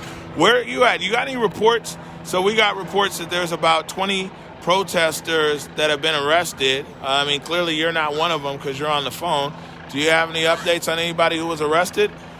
I know that Shaiva was arrested, Angelica was arrested, Caleb was arrested, Kobe was arrested. Those are the names that I got arrested from the precinct. I'm sure about how got arrested in the field, but those were the ones that I know about at the precinct. How are you? All right, so you got a lot of people really around the world listening right now as one of the protest leaders here.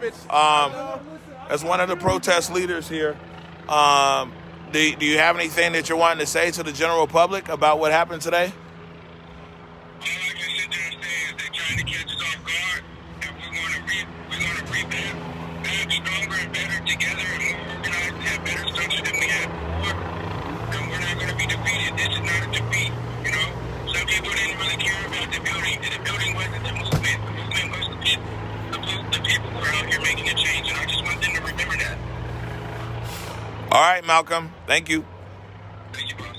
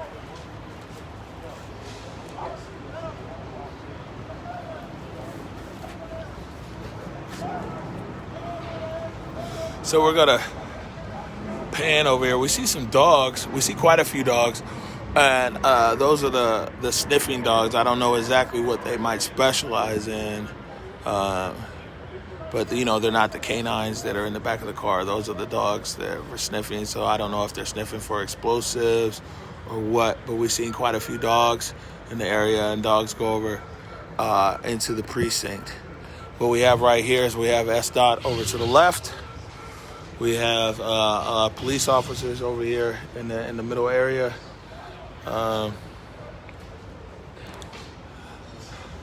These are officers that are in that precinct.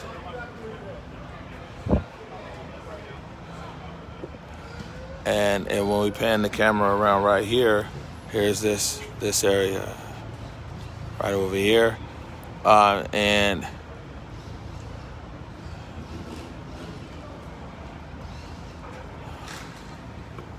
we've been telling you guys, though, and you know, in our reporting here, that one of the things that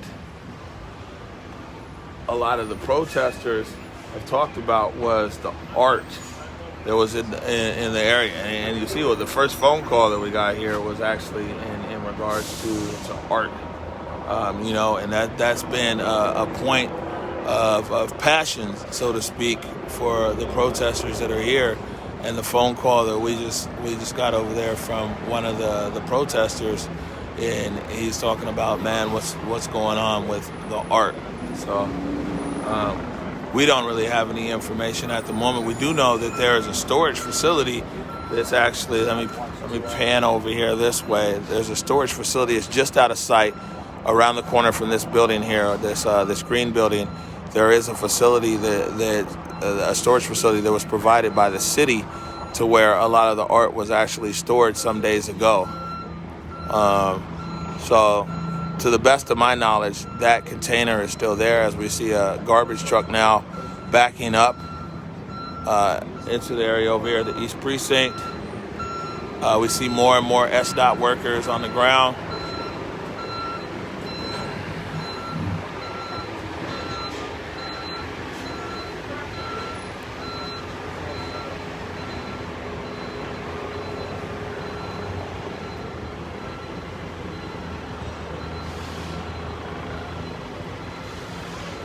Let's see, somebody sent us some photos here. So it looks like what they're telling us with these photos that we're looking at here is that, yeah, the police, the physical presence, this is on, let's see here, they're saying this is on 11th and Denny, and this is the entrance, the 11th and Denny side of the park.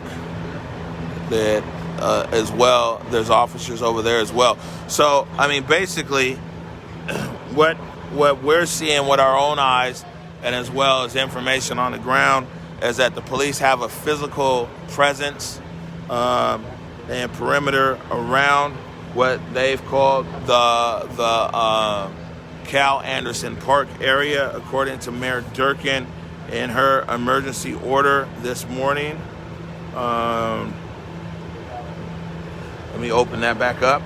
What's up, Matt? So they're kicking all media out of the whole 6-block area except for you. All media out of the 6-block area, huh? Yeah. They give any reason why they're kicking the media out? I don't know. I'm talking to Matt Markovich from Como 4 News right here.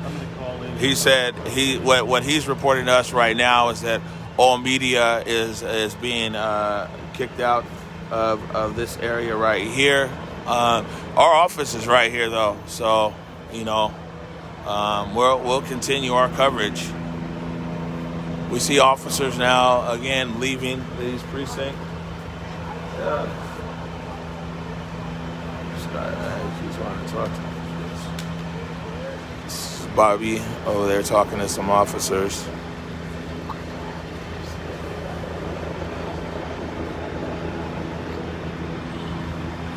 So again, you know, I just think it's important, especially for those that live right here in the Emerald City.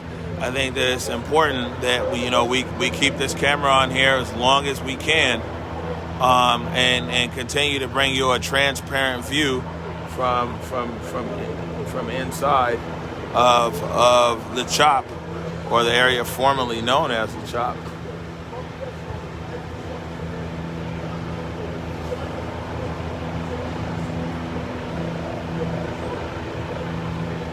According to Matt Markovich of Como 4 News, that's one of the ABC affiliate here in Seattle, what they're saying is that they are kicking the media out of the perimeter as outlined in Mayor Durkin's emergency order that was issued. The police told us it was issued at 2 a.m.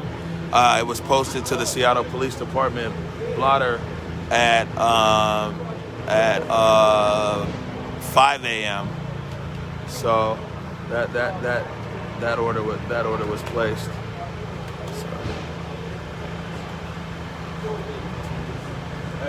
Good morning. How are you? Good. I'm glad it turned out okay. There you go. We see now city workers. They've backed up a dump truck here, and we see that tents are now being removed from out in front of the East Precinct. Matt Markovich from Como 4 was actually headed over to the tented area, the grassy area of Cal Anderson Park. I'll pan over here to the left.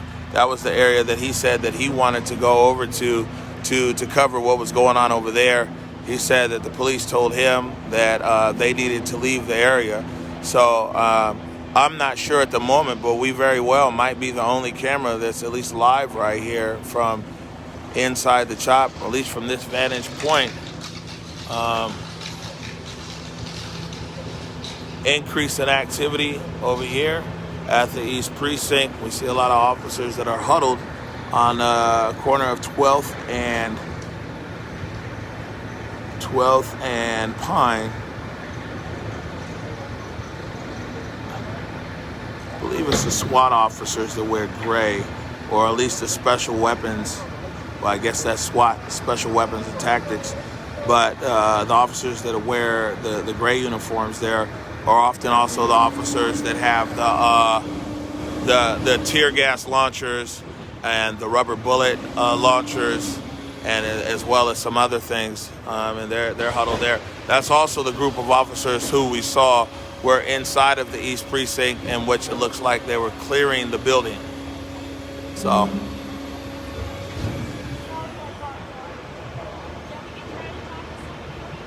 Now behind us to the west, about 3 blocks behind us to Broadway to the west, we can hear some protesters are over there.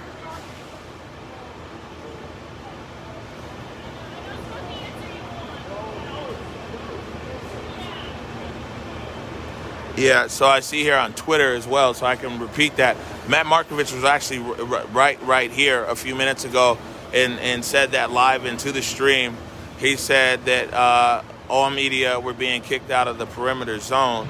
Now, of course, we secured a space that's right here in the CHOP, literally feet away from the East Precinct, and it's our position that we will keep this camera on here as a very transparent view. We've kept the camera on every day, and to be able to bring you guys a view from the ground, and you make your own decisions as to the breakdown of it, but being able to actually sit here and bring everybody these events as they unfold, I think that's very fundamental to who we are as a country. I think it's very fundamental that irregardless of where you stand on this issue of the protesters or the police or Mayor Durkin or the governor or anything else, being able to see for yourself what's going on here is very much fundamental, like I said, to who we are as a country. And I'm not sure why other media is being kicked out of the zone.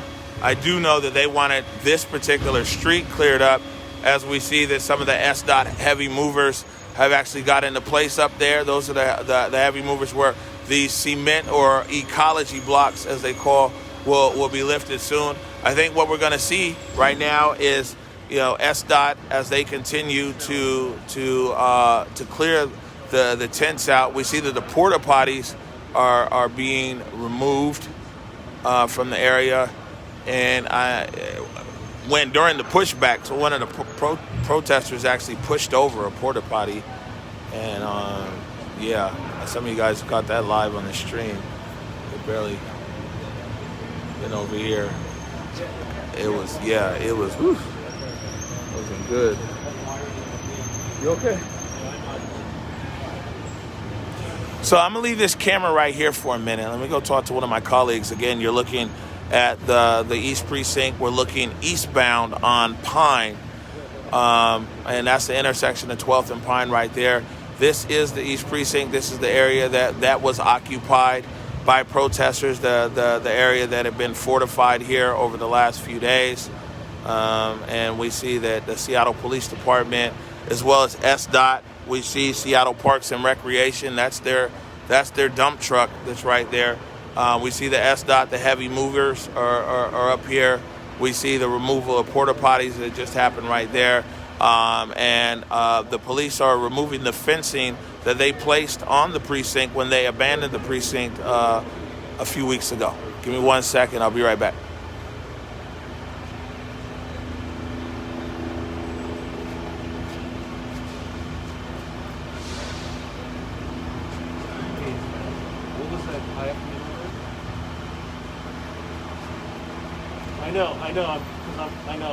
I'm not established in yet, so.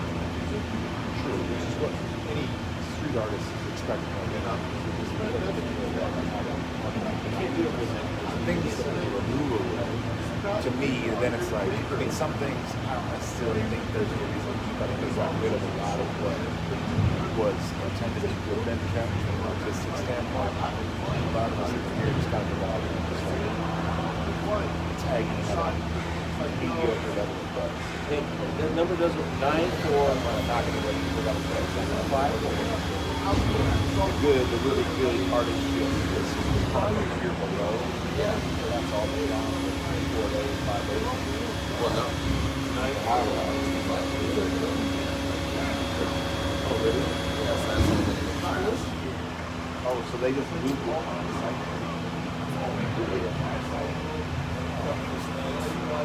Hey, Matt, you got anything you want to? Yeah. So, whatchamacallit's actually back here behind us right now, Matt Markovich. So I think he's doing a call-in, but we'll see if we can get Matt over here as well to talk about maybe what he heard or he sees might be going on in the area. So.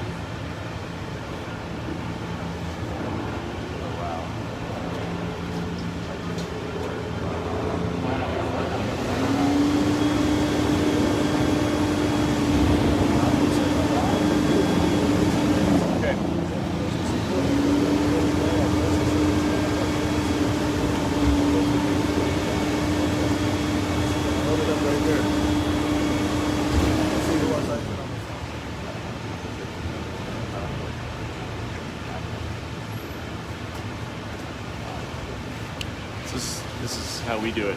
So the TV station's taking control of my camera and have a live view, and they control this now. All right, so Como gotta give us some love because we're providing some shelter over here, man, for their on-ground cameraman. It looks like Matt Markovich, who's over here to my left, over at Como. He's actually gone live over here, at the ConvergeMedia offices. Can you hear me? At the ConvergeMedia offices, he's now gone live. Can you hear me? Emily. So they're having a conversation over there about, like I said, about the art. There's quite a few conversations we hear where officers are behind us. They're having a conversation about where artwork that was created here that's still here present, where it's going to be stored. She's briefing some of our staff over there in regards to some of the art, where the art would be, and everything else. You know what I'm saying? That's our corner, Mark. Just come to this side. Yep.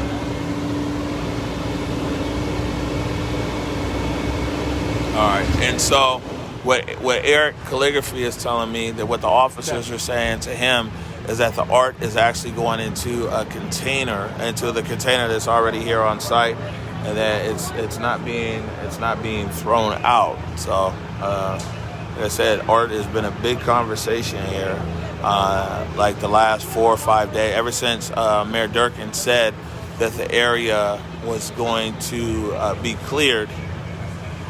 They've been talking about the art and the placement of art over here. You know what I'm saying? So.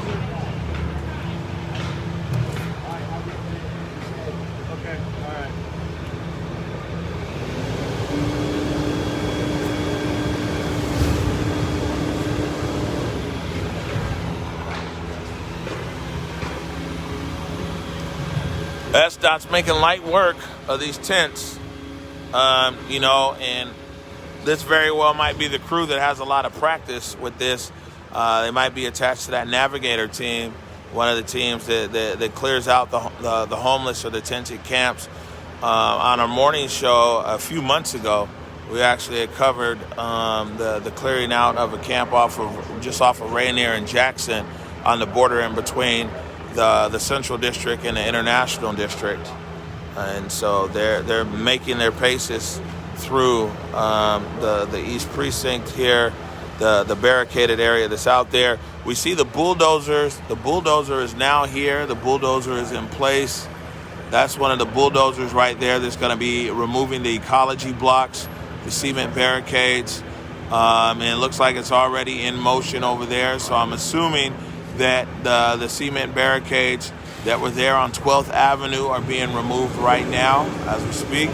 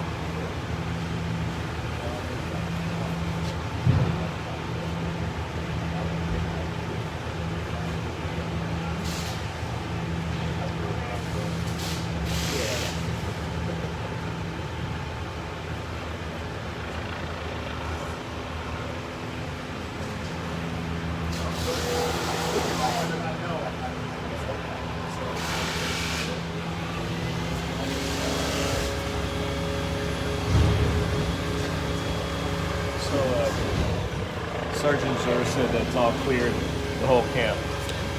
So, Sergeant who? Sergeant Zur, he's the head of the navigation team for the police. Sergeant Zur,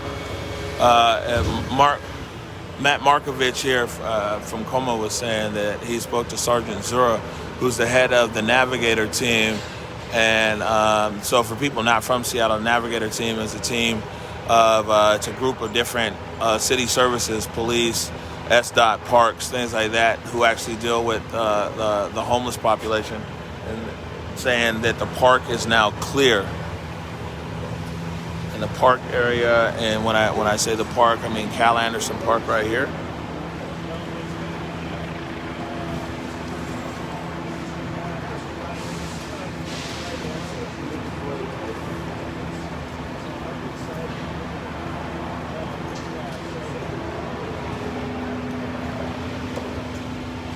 Like I said, we saw all the signs yesterday, and you know, without any confirmation, all we could say is signs of change, and had a feeling that today would be the day that this operation would take place, and the 4 o'clock hour, 4 a.m., we heard that. It's over there. Give me 1 second. Parking on 11th of Pine.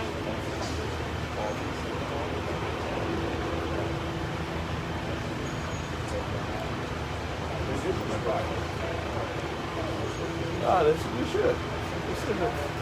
This is a static situation right now. You know what I'm saying? I think that, I mean, the protesters are behind us on Broadway. Hard to hear right now because of the dump truck right here, and there's a helicopter overhead. There are some protesters that are over there.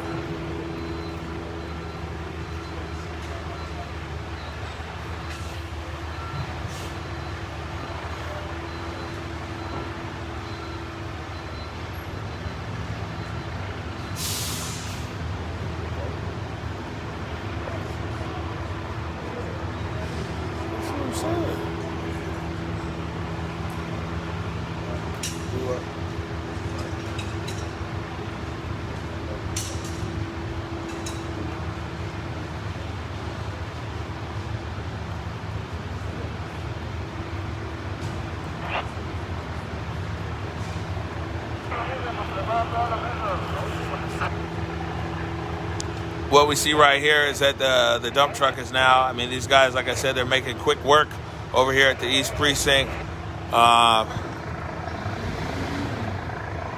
Remove the fencing that the police put up around the precinct before it was abandoned some weeks ago, and clearing the tents out of the area right here.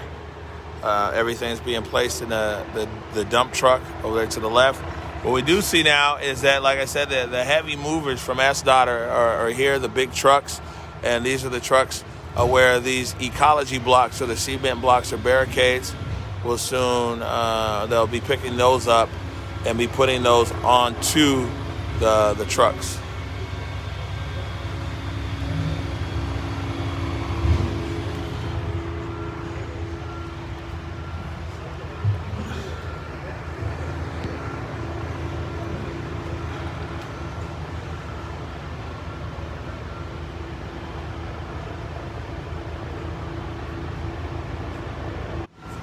Not sure if that's a news helicopter above us or if that's a Seattle police helicopter.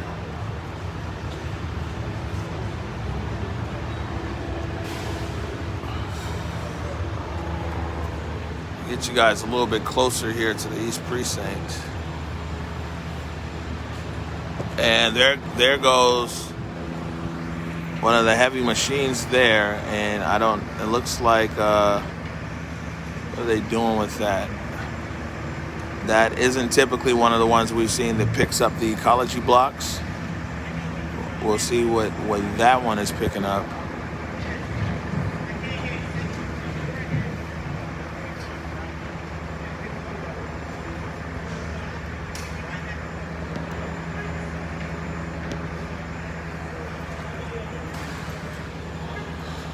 What we saw this morning at 5 a.m. right here live on the stream is in action. It took probably about 15 minutes once the police started. It took about 15 minutes for them to clear the area right here in front of the East Precinct.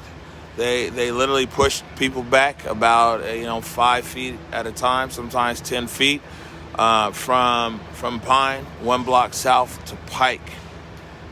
Is when they pushed the protesters back. They met little resistance here. We're getting reports. Well, actually, we talked to one of the officers. What he was saying is that he said no injury on the police, no injury to the protesters, and he said probably about 20 arrests. Then we spoke to one of the protesters, and he confirmed some of the people who he saw arrested or knows that is arrested. So, but like I said, there's very swift action this morning. I mean, it's very swift as far as how everything moved through.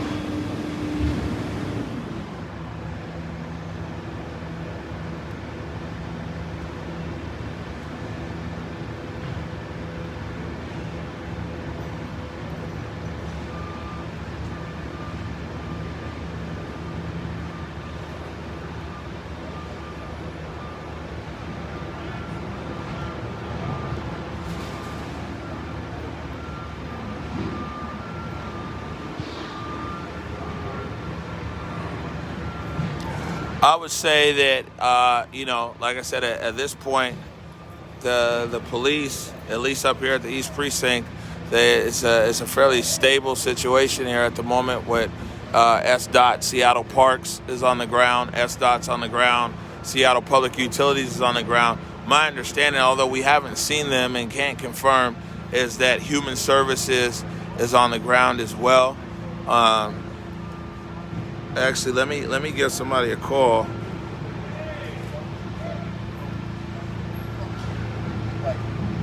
All right, so now what we're getting a report now here is that from Denny, from the north side of the park, that the police have now left the north side, at least the police officer presence, and it's been replaced by yellow tape. So this is over here from the other side of the park is what we're seeing. There's the north side of Cal Anderson Park, is that the officers have left that area and what we have now is yellow tape. We're getting a lot of people sending pictures, text messages from around the perimeter here. This is a very large perimeter. Mayor Durkin at 2 o'clock this morning issued an emergency order stating that this area would be cleared. The police officers on the scene this morning said that the order was issued at 2 a.m. So it was posted just before 5 a.m. around the same time that the action here started at the CHOP. Those people just joining us, this is the East Precinct. This is the point of contention for several weeks after the Seattle Police Department abandoned the precinct during protest.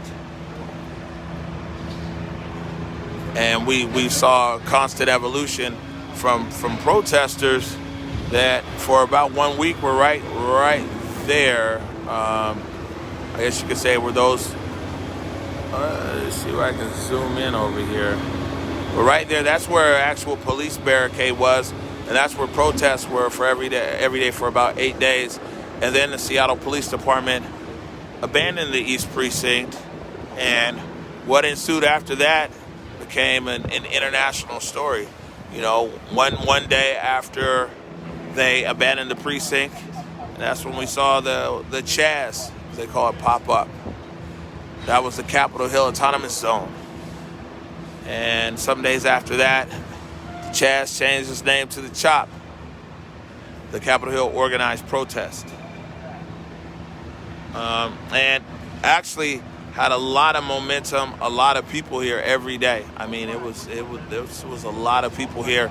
The tone around this changed back on early morning of June 20th when Lorenzo Anderson was murdered on Pine and 10th, on 10th and Pine.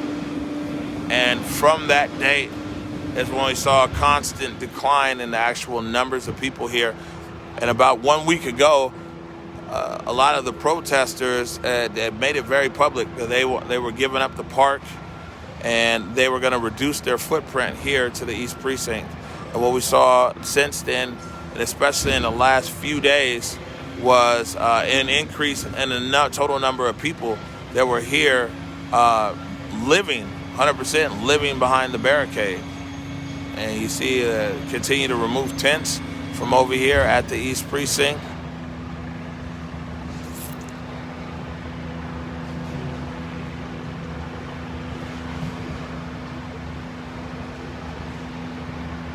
Lots of heavy machinery up there on Pine Street. We see quite a few. There's at least 2 bulldozers that are moving through the space.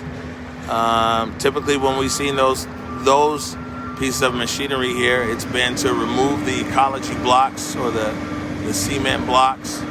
It's underway right now. That's what's occurring.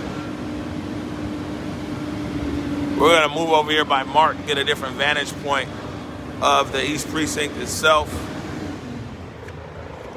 Give you guys a bit of a vantage point. Am I in your audio? Sorry. Yeah, I'm about to talk right now. Sorry. Okay, I got you. No, you're all right. You're fine.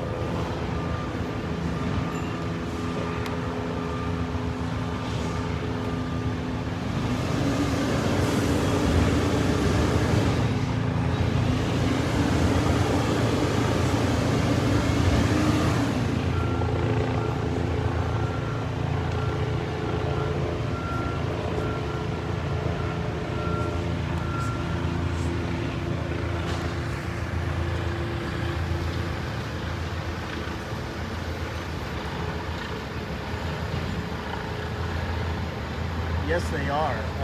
But again, you know, there's going to be issues what you're watching right now, because was this an encampment or was this a demonstration? As you can see, the city crews are just taking whatever here, no matter what it is, and putting it in the truck there from Seattle Parks, the garbage truck. We've been watching police officers, not going through it right now, but we've been watching police officers go in and out of the precinct, so they're clearly inside. There have been no police vehicles. This is the garage.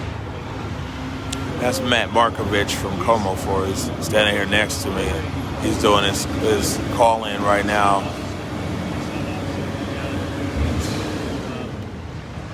And so they're making quick work of this. They removed all the artwork that was on top of the cement barricades to preserve them for an art installation about the chop. That was one of the city's things that they wanted to do, and there's actually, we can show you right now, that there's actually a large container where they've taken. So what, like I said, what we see here is this area is almost clear. The encampment here, and everything that was there is going right into the garbage truck.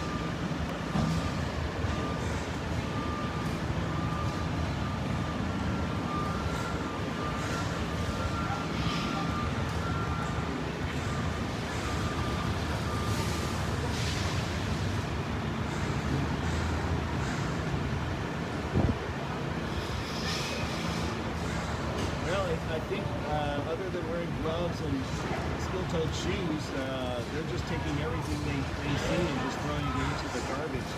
I don't think they're being any particular about finding needles or biohazards. Whatever on the ground is going into the garbage. It's pretty simple. There you see the backhoe back there. And with that scooper lifting up, and you can't see now, but they're removing the cement barricades, and SDOT's going to put them on the flatbeds. They have several dump trucks. You see one in the distance there. To handle the additional garbage, as well as carry some of those cement barricades back to SDOT.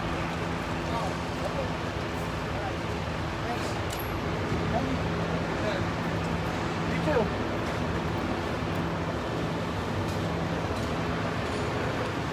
Ooh, it's cold out here.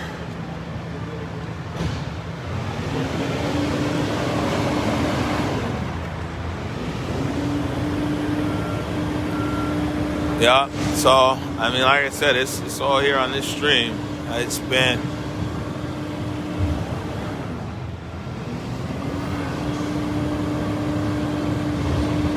I think everybody knew that ever since Mayor Durkin's announcement, it wasn't necessarily a if, but a when. And the when was this morning at 5 a.m.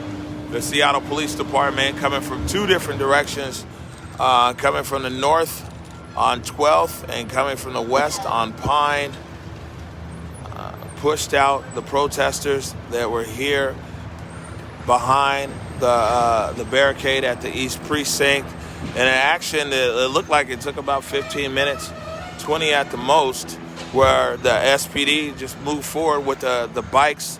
A lot of people here in Seattle familiar with the bike officers and covering different protests here in crowd control. You see that the bikes are usually out in the front and used as barricades to push people back. And that's exactly what we saw. They pushed people back from Pine Street down to Pike Street. We saw very little resistance. Saw what might have been a rubber bullet discharge and some pepper spray. But beyond that, didn't really see any use of force out here.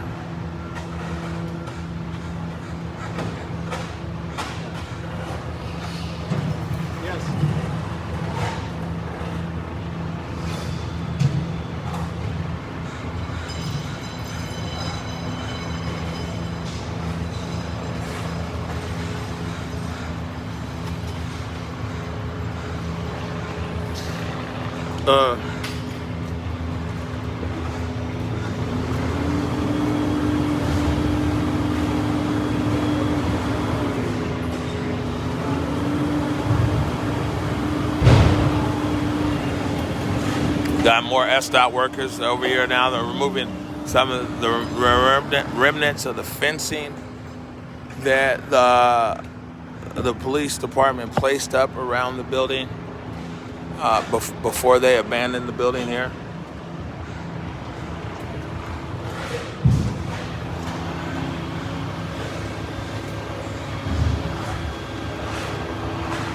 Well, we spoke to Chief Best earlier. Chief Best said that she does not have a timeline as to when the precinct will be operational again. She said that you know, they need to do some inspecting. Oh, what we got right here? Let's see. We got officers carrying bags in, these big bags. Inside the precinct.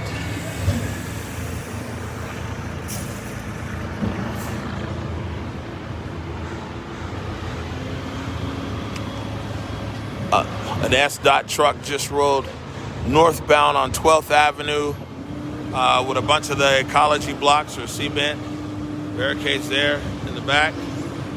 Who we haven't seen out here this morning is Director Zimbabwe, FAS. I'm not sure what service FAS is there. He's got a city emblem on the jacket. It says FAS. Usually we'll see Director Zimbabwe on the ground. I'm sure he very well might be. We haven't seen him over here from our purview. It'd be interesting to talk to the guys at Human Services. Let me see if I can get somebody on the phone.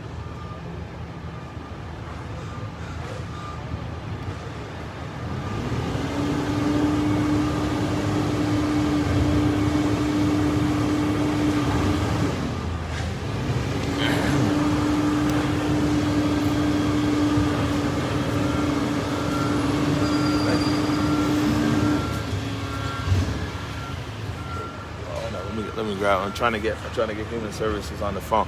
So I'm calling Limke from Human Services right now. We spoke to him yesterday before the morning update show. Not getting an answer with him. So let's call the boss at Human Services. And that would be Jay Johnson. We just tried Will Limke. We didn't get an answer there. So we'll try Jay Johnson. See if we can find his number.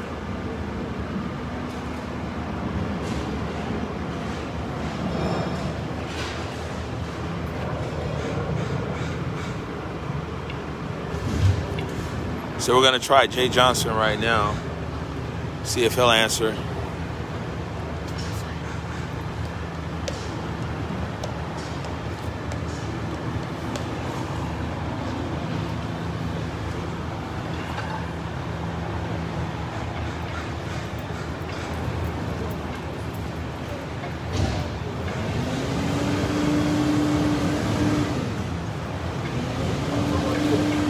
So we tried Will Limke over at Human Services as well as the director, Jay Johnson.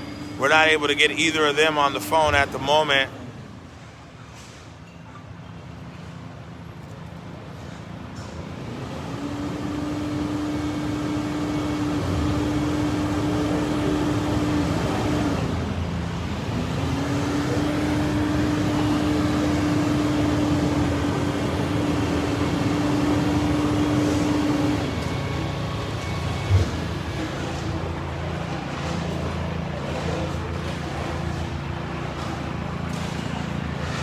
What you're seeing right here is city crews that are making quick work of the tents and other items. They're out here inside the barricade that surrounded the East Precinct.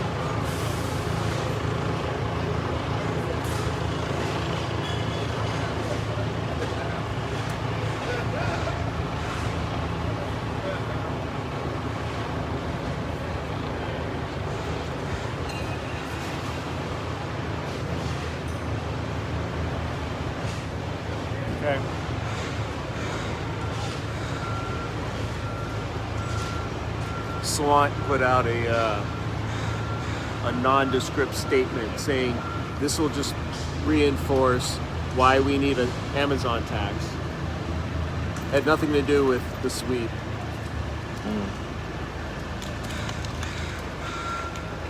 Okay. Well, that's what they're telling you on air. Just having a conversation over here with Matt Markovich, who's to my left, who's making space over here at the ConvergeMedia studios. I'm gonna drop by Fisher, man, and set up an office over there. Huh? Yeah.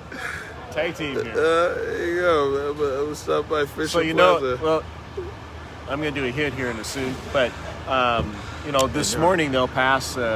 They could pass the tax Amazon bill and have two. I'm gonna do a hit here. Yep.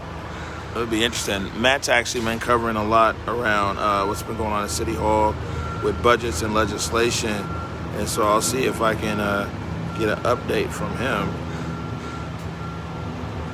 as to what he sees occurring over here.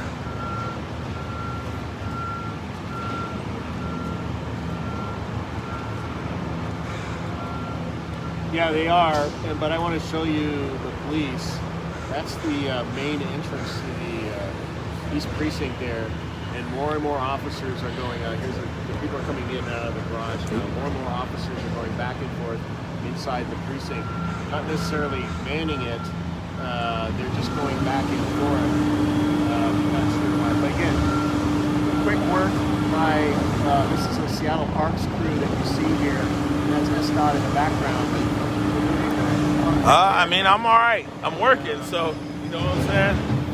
The question is, when aren't you working? The last month I haven't not been working, so we'll see what happens. But I have a story for you. I'll do photos of you working. I got a photo of you every day. I don't know if I'm ready to see the photos of me working, but what it's going to look like. A lot of smiles. That's good. I got a lot to smile. Wake up every day, ready to get after it, ready to chase the day.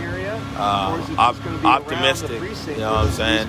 It wouldn't be me if I didn't wake up in a positive position, man. Just happy to be alive, to be honest with you. So Matt's kind of moved out that way, so we're gonna move over here to our left. See if we can get you just a little bit of a wider shot of what's going on over here at the East Precinct. It's a bit louder right here because of the dump truck. We've got some bicycle officers now coming up, and it looks like on Broadway it's yellow tape. They've reduced the footprint up there on Broadway, and it's now yellow tape that's up there. I think FAS. So for people here, we got 5 minutes until this stream ends. 5 minutes until the stream ends. Facebook has just told us. So what we're gonna do is whenever they end the stream, we're gonna end the stream. Then we'll come back here again in a minute. So I'm just letting everybody know. It's giving us a thing here that's saying it's 5 minutes left on this stream, and we'll come right